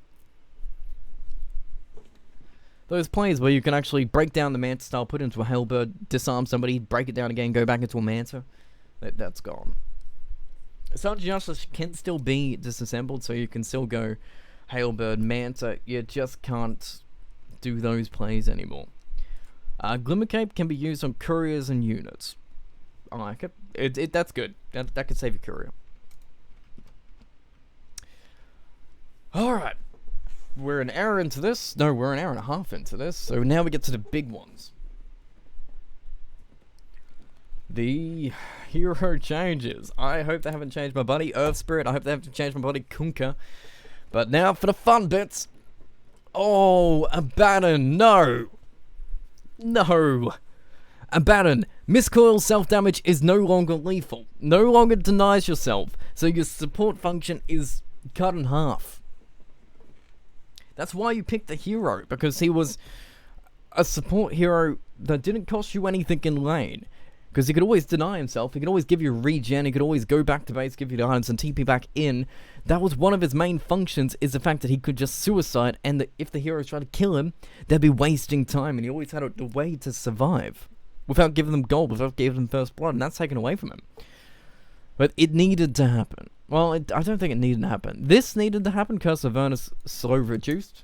That one did, because that was kind of overpowered in itself. This one, I don't think so. I think it was a cool function of the hero. I do. Alchemist, I only got talent changes. No reworks. FYI, I'm going to throw this out there now as a prediction. Morphling has to be reworked in some way. I think the Ags is going to be taken from him. Or just completely reworked, or his ultimate will. One of the two. It can't stay the same. That's what I'm going to throw out as a prediction for now, but we're going to keep going. Level 25 talent increased from 30 chemical range regen to 50, so buffed it to try and get people to get it, because no one did it. They just went this, and that, I had to take it away. Okay, yep, that's fine. If anything, I might even say that 60 movement speed is a little bit better than the regen.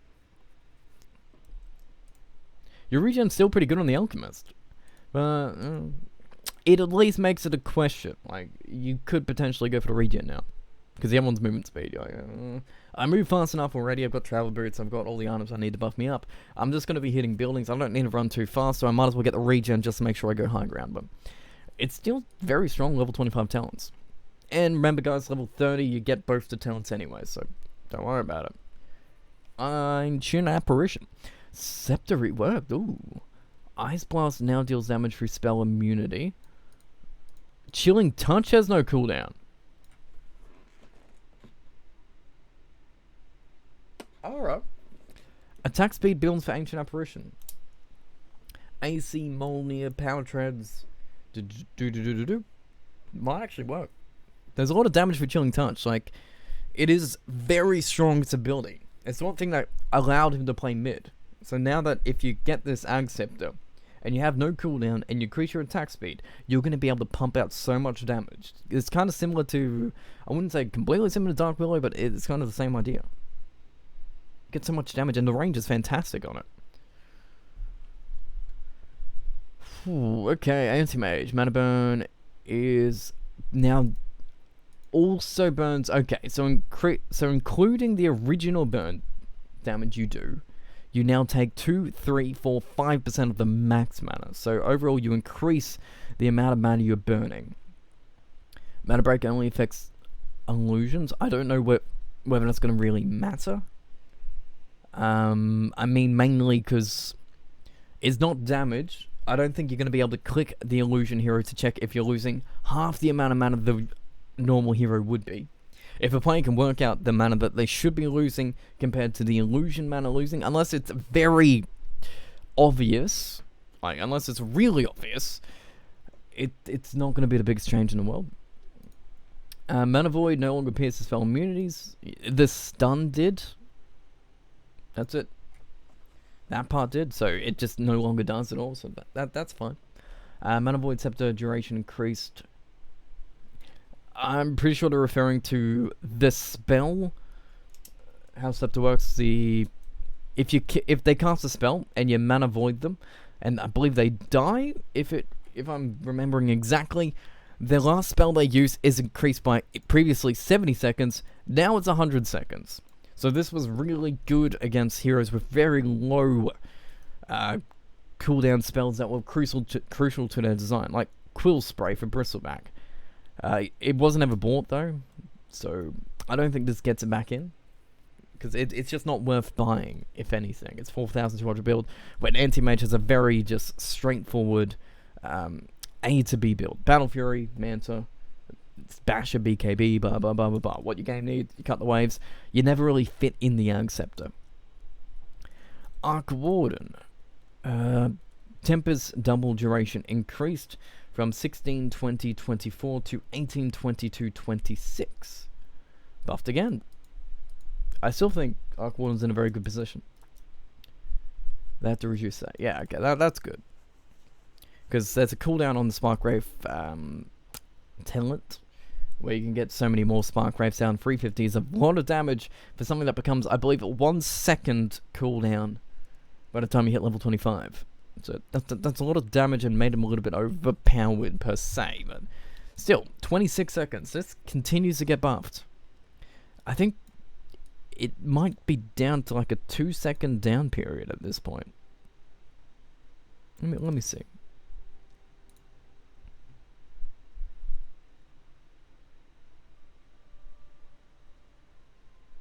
Oh no, it's not. 40 seconds.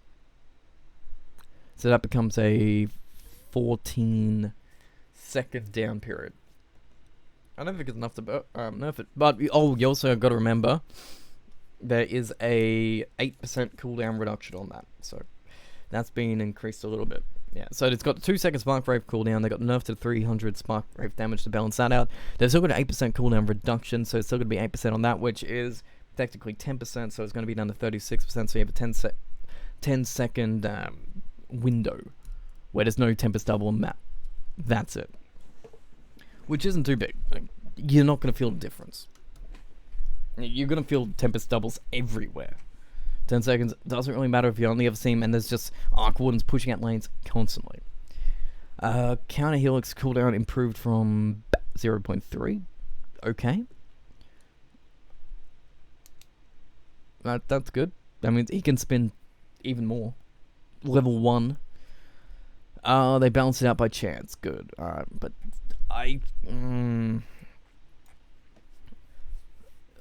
if I'm thinking about the math right now, because this, you gotta remember, whenever you're thinking about percentages, they're dynamic. This is static.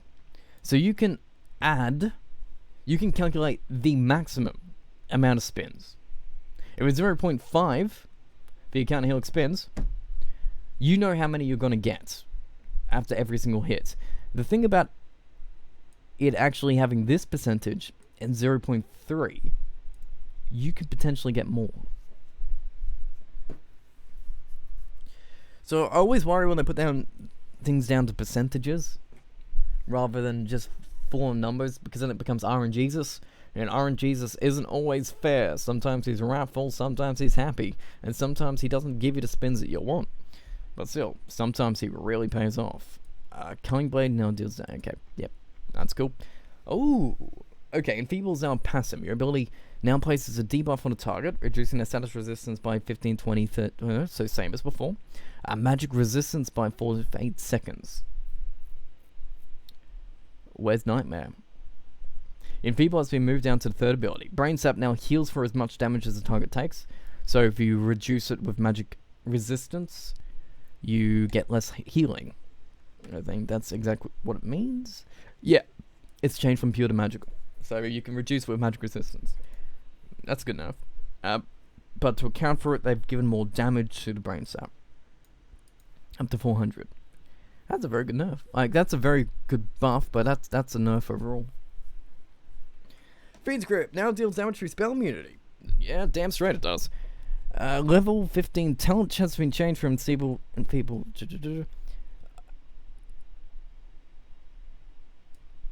So that means Q's Nightmare, right? Q's Nightmare. Yeah. Alright, that's gonna be pitched on. Sure. Yeah. I'll get used to that change. 20% spell life still is interesting, but not the biggest deal in the world. Because they had to get rid of this, because there's no more attack speed anymore. It's all about debuffing. And it's a passive, so it is your abilities. So if you cast Brain Sap on somebody, you get the status resistance reduction and the magic resistance reduction. Fair enough. I think it's overall a buff for Bane, but I don't know whether he's popular straight away. I don't think so. But Jesus, Batrider. Alright. Let's see what Batrider's got. A whole bunch, basically the entire patch. Flame Break. Projectile speed increased from 900 to 1,200. Cool. But they have to reduce something. Flame Break now has a 50-75 damage impact. Flame Break damages per second reduced to 20. Cooldown is scaling to 15. Come on.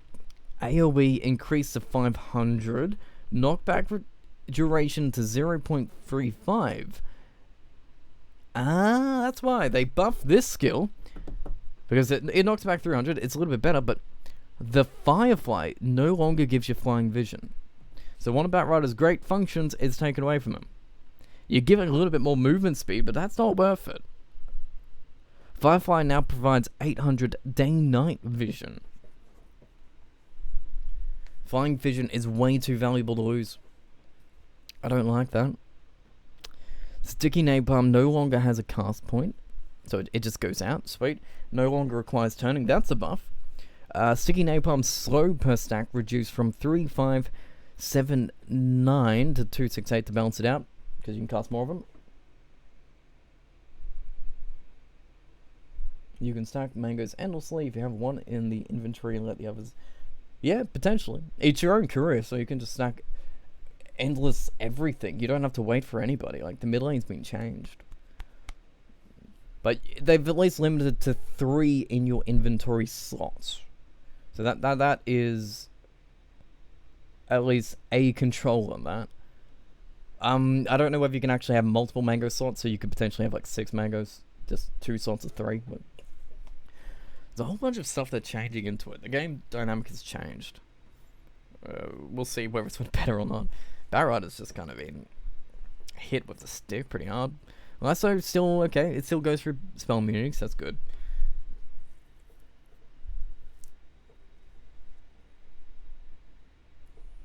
Can you stack 100 mangoes?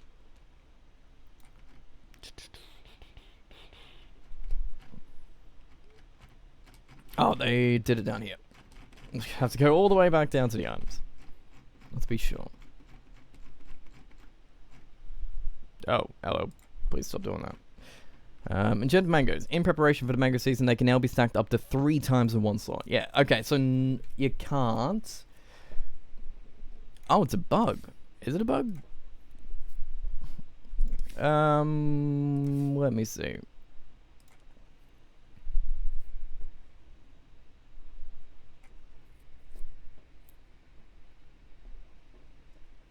So mangoes being stacked 1 billion times.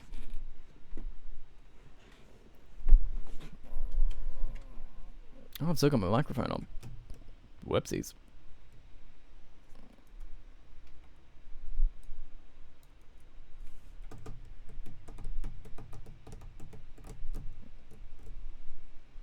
One hour ago it worked. I haven't. There hasn't been any patches yet. A hoop. There's gonna be so many goddamn patches this game. Let me see. I've got to summon Korea level. Well, first we'll just buy some mangoes. Okay, so you can stack them up like this. But pop it up. The only way I could see that working. Yeah. But the only way I could see that working is if all my item slots are full. So we can't literally have space for the mango. Oh, you also get full inventory. Let me just get the...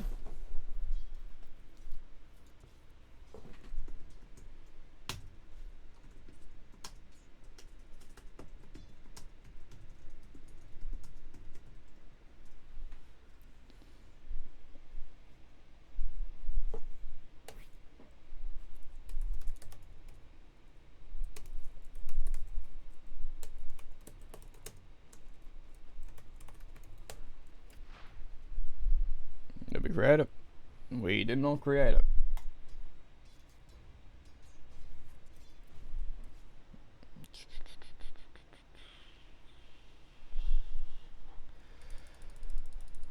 Okay, come on. Give me the cheats. Find Korea. Oh, okay.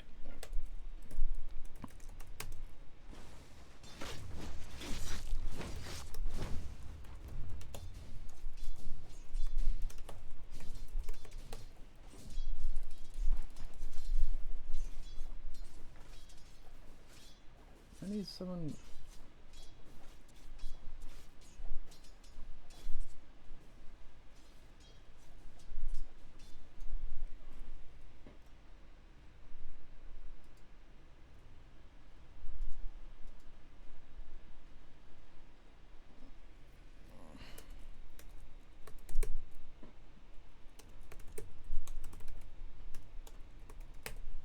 There it is. Alright. I literally could have just bought the courier. This was me being retarded. Alright. We pick it up. We put it down. I don't have a base, so I can't do it here. Fudge me.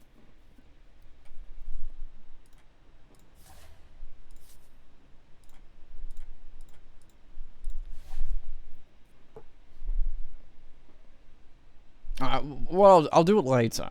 I just want to finish off the patch.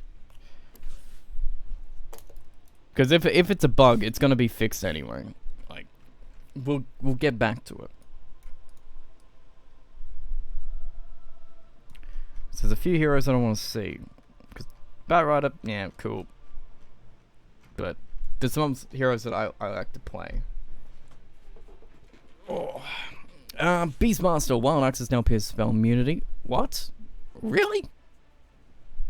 Raw now, that's crazy. Right, fair enough. That's pretty good. They pierce spell immunity, so they just do all the damage. I don't know whether it's reduced damage, but you just cut through all those BKBs. Raws, axes, kill them straight up. Rupture duration reduced from 12 to a scalable amount, so 10, 11, 12. Not the biggest difference in the world. Gets a little bit more agility. That is to account for this. Okay, blood rage has been increased. So is and damage reduction. Huh. That's actually a good buff to him. The fact that you reduce the damage overall and you increase the damage going out, that's really good. You'll take this, like, whatever. You get more agility overall. Even with the fact that you lost 2, you'll make up for it in a couple levels. Track bonus movement speed increased from 16-18 to 20% to 16-20, 24%. Yeah, small buff, no big change. Brewmaster, one of my heroes, cool. Cinder Brew now extends the duration by 3 seconds rather than refreshing. Alright. Cinderbrew now deals total amount of damage over variable duration. Cinderbrew no longer causes self-attacks. Cinderbrew now ignites on... Okay, cool. Cinderbrew damage increased from 100, 150, 200, 250, which the addition of spell. There's a 30 damage, 10, 20, 30 damage increase levels. Oh, that's the biggest difference. Cinderbrew scope. Okay, they've increased the slow overall.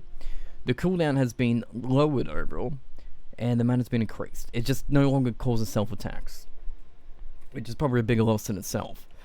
Armor, vicious nasal goo armor reduction per stack increased from 1.4 to 2.6 to 1.4 to 2.9. Alright, sure. Bristleback is still played, so that's kind of good. Ooh, Scepter rework. Retaliate return damage increase from 1665. Okay, a buff again. And a retaliate damage buff increase on Centaur. Bust for Centaur. Just what we need. Chaos Knights. Agility reduced. Whoa. Okay. Hey, Reddit. Your thoughts have been heard. Reality Rift no longer slows. Alright, sure. What does it do now, though? It reduces armor by 2 to 5 for 6 seconds. Reality Rift cooldown is increased by 1 second at all levels. Oh, the biggest deal in the world. Chaos Strike max crit reduced from 160 to 280% to 140 to 215%. Kind of need to do that, but they'll probably keep the scale of the regen, right? Phantasm outgoing damage scaled from 50 to 100 to, yep, okay, so 100 damage for illusion still. But a little bit of nerfs. This has to be controlled by something.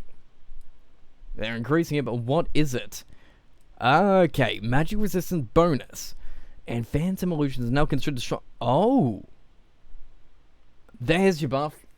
That's what I need to control it. Lion can't counter him instantly anymore. Lion, Shaman, all those people are great against killing illusions. Doesn't happen.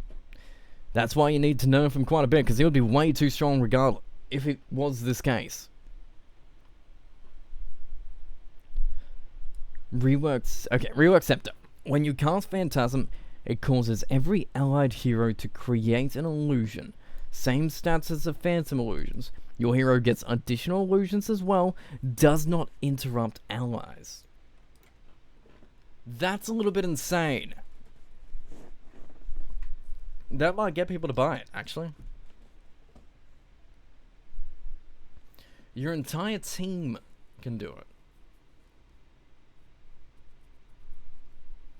So, if your Chaos Knight's offlane, and you have a different carry, somebody who is incredibly strong, incredibly farmed, that is going to be insane amount of damage between the two of you. And you get additional illusions as well. So, your Phantasm is popped, you get more illusions of yourself, you also get illusions of other people. You just completely smash down the front with illusions, and just walk over their base. And remember, they deal 100% damage. Nuts. My man Chan, Holy Persuasion minimum health reduced from... Okay, that scales now. Holy Persuasion mana increased. Alright, but how do you scale this? You completely nerf him. He's been nerfed. Just straight up nerfed. Oh, he needed that. Now you just go cast range though, but he still needed that. That's not cool. Clink's ability reworked. Base attack reduced by 25. Alright. It's kind of the help with the skeletons a little bit. Skeleton Walk now provides attack speed when coming out. That's pretty good.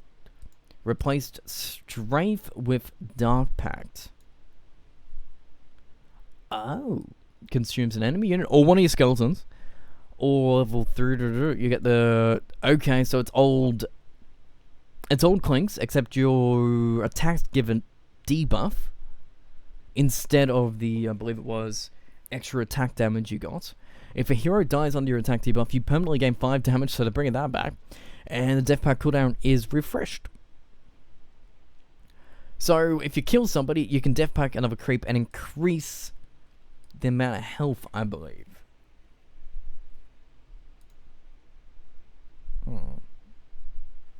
Seems pretty strong. It does. To do instead of 80%. Okay, that kind of balances it out too, so that's good. 20% of your attack damage instead of your base damage. That didn't scale. So what this gives you is scalability with your items, which is good. So you can build more damage items on him.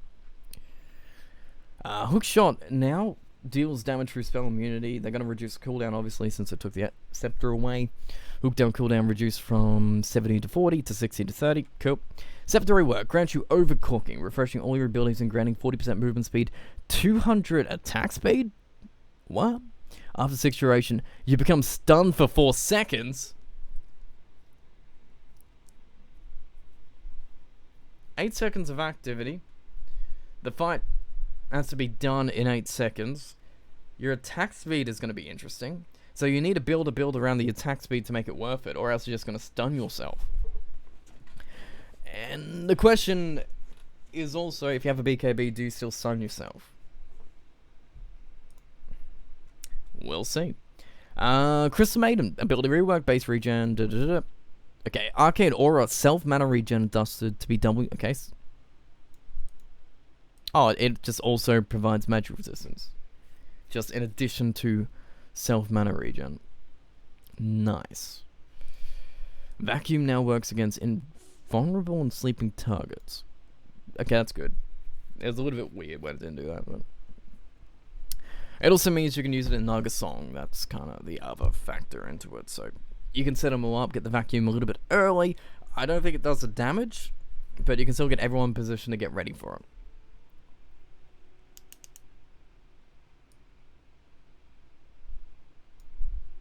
Ah, doubles the width. Not the thickness, just the width. Bedlam damage increased. Did it really need to be increased? 60, 110 to 75, 125, 175. That looks better, but it's still... I don't think it was necessary. Just bust the Dark Willow. I don't think she was weak. I think she was quite strong. I do like that Dazzle's got a rework Scepter. Shadow Wave bounce count increased by 3. Bounce range increased by 200. And each bounce... Oh. That's good. Mainly this part. That's really good. You might actually pick it up. Not like the old Ags. No one picked that one up. Just straight up buff the DP. Sure. Thunderstrike now applies a 0.1 second movement speed and attack speed slow. Ooh, that's good. It's not a stun, so it won't cancel TPs. Because that would be overpowered if he had 2 ways of cancelling TPs, but... That's a really good buff for Disruptor. It works the same way that, what am I trying to think of? Something that gets you down to 0 movement speed, 0 attack speed. Shadow Demon. Shadow Demon's, Demonic Purge. It slows you down instantly. It's not stun, it just slows you and purges you, but this one's just an ability. Oh, set Doom. Base damage, good. Good. Going to scale it up to... He needed that because the fact is his level 1 to basically level 3 was completely shot and nobody would pick him because nobody can get a creep that they wanted. So now he can potentially get a creep that he wants. Much better. Devour cooldown rescaled from to 70 to balance it out.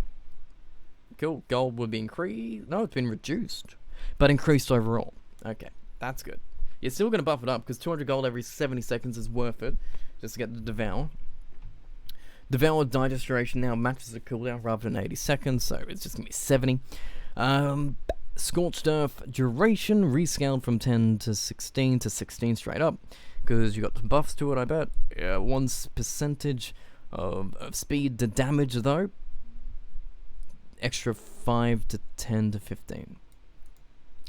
Infernal Blade is going to be nerfed a little bit, but overall buffed. It now scales, and a rework set is Infernal Blade stun duration increased to 1.75 seconds and 2-second DPS duration, and applies break. That's a Silver Edge in itself. And got about Infernal Blade's less than 3 seconds? How many seconds? 4 seconds. 4 seconds. Break. 1.75 duration, which means it's about 2.25 second downtime. So it's even better than Silver Edge overall. It's an active. It doesn't require like 20 seconds of a cooldown. Oh boy. Okay, so Elder Titan Dragon Knight Elder Dragon Form Scepter upgrade now provides flying pathing. And then the cooldown reduction to get the Dragon Form even better. Yeah, that's a good old buff for Dragon Knight. Drow Ranger's agility is reduced from 30 to 20. Whoa. It may say the base damage is unchanged, but the armor is changed in the lane, so that's going to be pretty big. Frost arrows now do an extra 5, 10, 15, 20 damage. Frost arrows no longer last 7 seconds on a creep. Gosh. Max knockback distance increased to 450 and replace precision aura with multi-shot.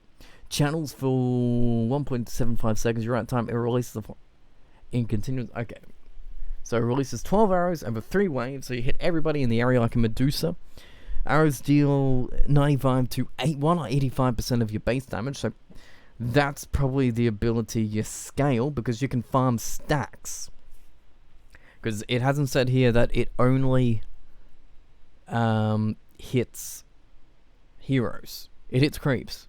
So you can farm stacks in the jungle really fast. Marksmanship procs increase 60 damage, so they kind of work the same way they do to Ancients, because they no longer instantly kill creeps. They just do extra damage, and Marksmanship now provides bonus agility to you and nearby range heroes. But it's based off your agility. So you get the original agility, but then range heroes get your other agility. So your Medusas, everybody else gets it on top, even Avengers. That's pretty good. Say goodbye to 25% evasion. Say hello to 35% multi-shot damage. I feel like that's going to be overpowered. Because what's this based off? Base damage. Which means they can be critted. I think you go Daedalus. My man of spirit, please say you haven't changed it too much. They buffed him. They actually buffed him. Sweet. More armor, more damage, rolling boulder distance. Nobody went intelligence. It wasn't a good ability to get. I'm still going to go 50 damage though. Because rolling boulder distance isn't the biggest factor, but I guess 300 is big. I don't think it's big enough though. Engineered Totem Scepter leap duration increased from... Okay, so they buffed it. 0.75 to 1. Okay, so if you're starting to rooted, you won't be jumping anymore. That's the good nerf, and that's a balance out to it. So people can potentially still pick it up, but now you can control it. Enchant Totem now provides 75 attack range, like it didn't already. Echo Slam base damage increase, so that's balanced. It is. Earthshake is a little bit more controlled now. Earth Split now deals damage through spell immunity like it did before, because changes. Scepter has been reworked now, grants you spell immunity with the Astral Spirit. Oh. That pretty strong. That's potential 10-second BKB. With a cooldown that's 10, I'm going to say 10 seconds, but it's around that mark. Where are you at? Where are we at? That's Earthshaker. It's 17 seconds. So what you do is you get a 10-second BKB from the 5 heroes, and then you get your 10-second BKB that you build, so you have 20-second overall spell immunity, and then because you have the 10 seconds and it's only 17-second cooldown, you get to use it again. So you get 30 seconds overall, basically.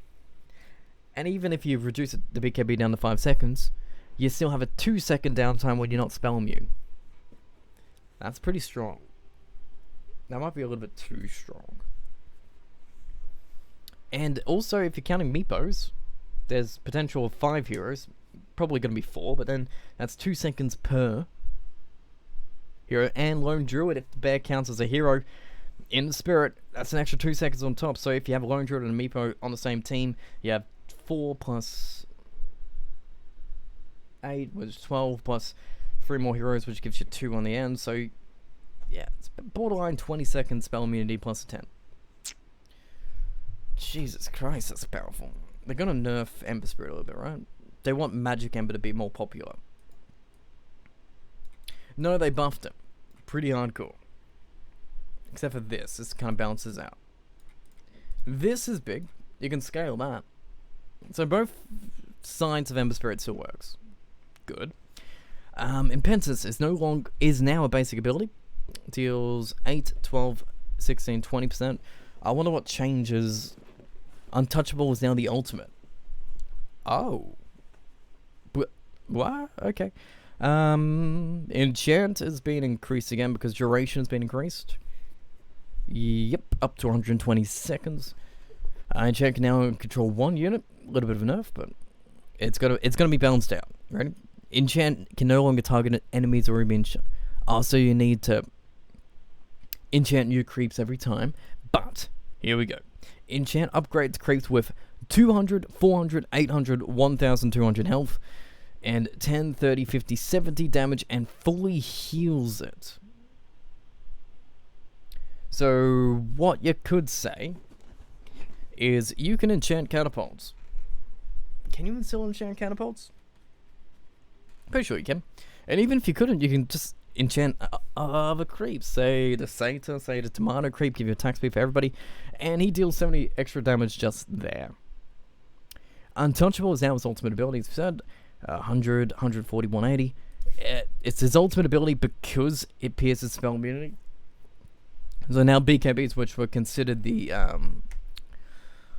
way to deal with Enchantress, doesn't, but the fact is his laning stage has been completely reworked. So he can't play the same way in lane. Scepter has been reworked, grants Sproik, moving you backwards 400 units, and disjointing projectiles. Sure. Sure. That seems a bit crazy. I wonder what that looks like. I feel like... Enchantress. Sometimes I forget Enchantress is an intel hero. That always surprises me. She feels like she would be an Agi, but... yeah, no. Okay, so let me get his level to max.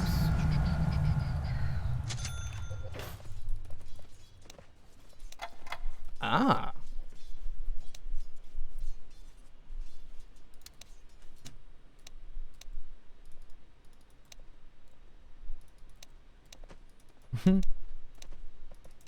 Alright, we...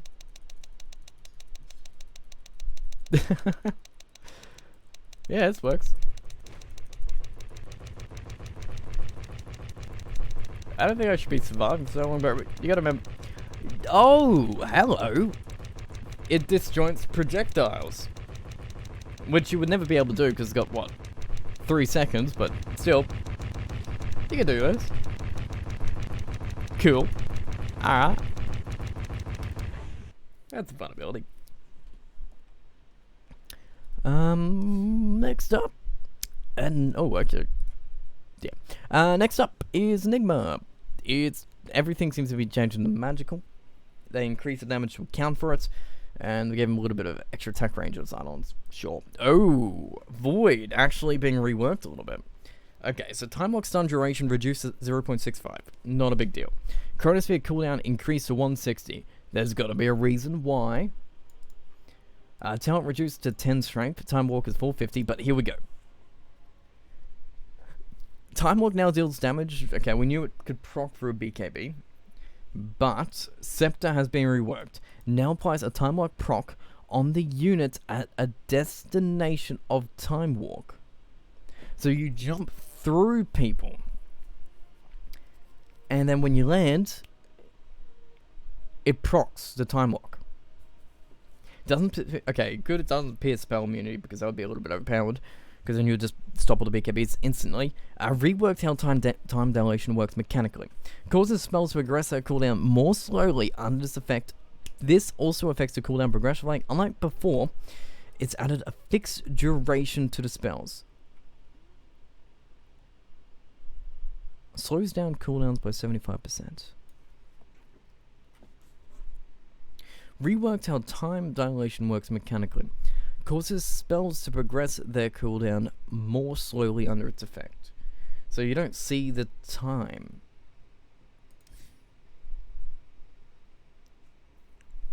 Where's Void? Because this one's weird. Because I don't think it's actually...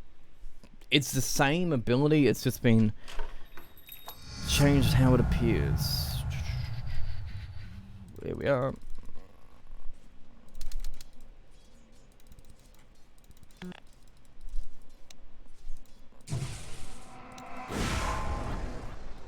Can you show me your abilities, please? How about we do this?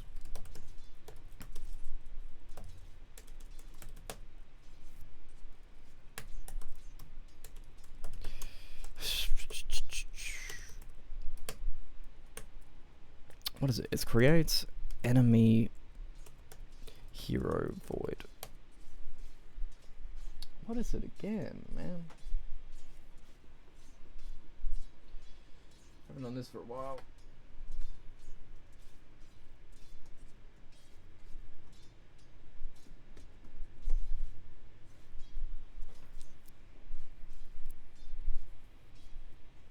Oh yeah, create hero enemy. Okay, gotcha. I was doing it stupidly.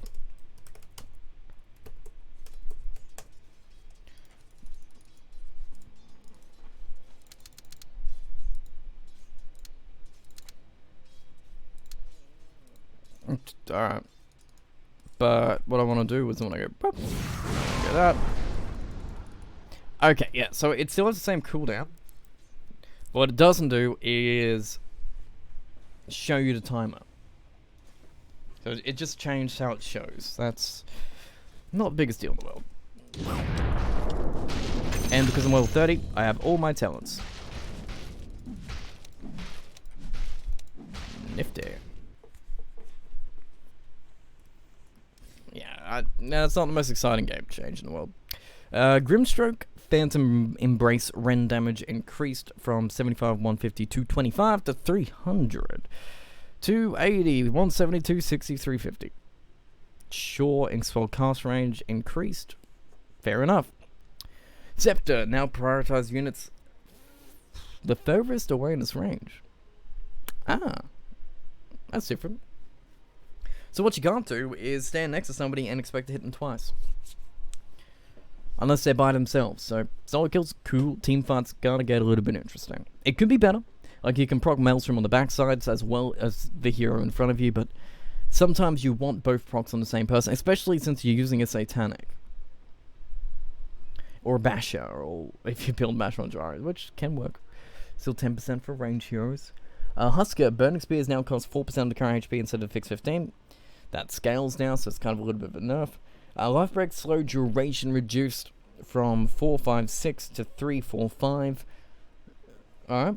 Life Break now deals damage through spell immunity. Well, it did previously before, technically. Scepter's been reversed. Life Break now taunts enemies like Axe for 2.5 seconds. Okay. Invoke. Cooldown reduced by 0.3 for each orb level.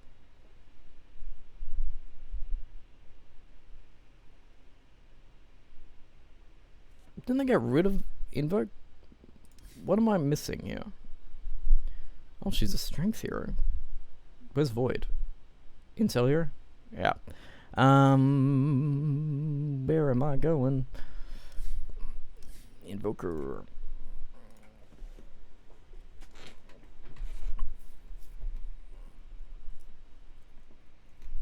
No, it goes down to 2 seconds. Okay, so this is going to be full. 7 seconds. Level up. Let's go to... Yep. Oh, I need to... Okay, so what it's trying to say is... I can level up again, actually. Is say if I was to go here. I get the full duration because they're level 1 abilities every single time, but because I got level 2 exhort, my exhort abilities, when I channel them up, a little bit shorter. Alright. So the more levels you have in something, the easier it is to use those spells. So if you cross-wax, you're more likely to save with cross-wax spells because the cooldown between them is going to stay the same.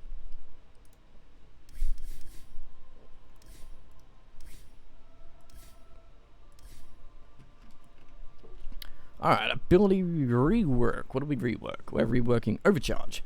Base armor increase. Okay. Tevin now slows enemies. Okay. Overcharge cooldown reduced to 16, but why? Because it now provides 1.2% max HP regen per second instead of damage reduction. Simplified attack speed. I think it's more balanced. Less fun, but more balanced. Do spirits apply slow now? The Teva slows, but the spirits doesn't. Ooh. That's rough. That means you have to put Io in harm's way, but you don't want to do that. Jakiro, strength gain increased 2.8 to 3. Sure, Jug's just been touched a little bit and left behind. Castle? Oh no. Oh, actually. Oh no, they've actually reworked Conquer a lot. We'll get to you in a moment, my friends. Keep it light. Blinding light mana cost increase had to be. Blinding light cast range had to be reduced. Yep. Wheelbase cast range. Yep. Good nerfs. Just simple, easy nerfs. I like it. Simple. X marks X spot cooldown increased from 34 to 10 to 38 to 14. So this is a nerf again on X marks, but shouldn't matter too much. Ghost ship cooldown increased from 60 to 80. That's big. It means you can't just throw your boat around when you want it, which sometimes you do. Support Conquers too, if you want to clear out a wave in the mid lane, because you don't have usually many levels in your Tidebringer early on as a support Conquer. You can't just chuck your boat in and clear out the wave, but it's 80 seconds now, so you have to think about it. That is a good nerf, because Rum kind of gets a little bit ridiculous, but this.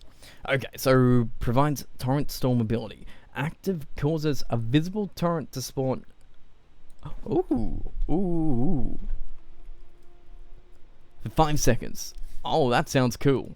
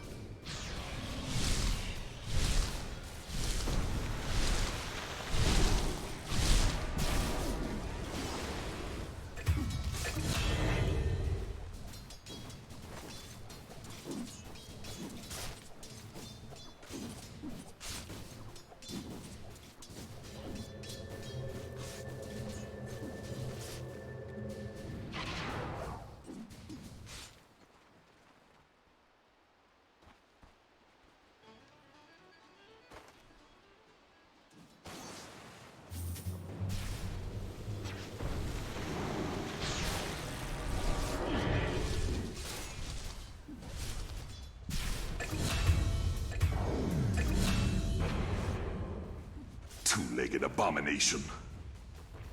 So much blood.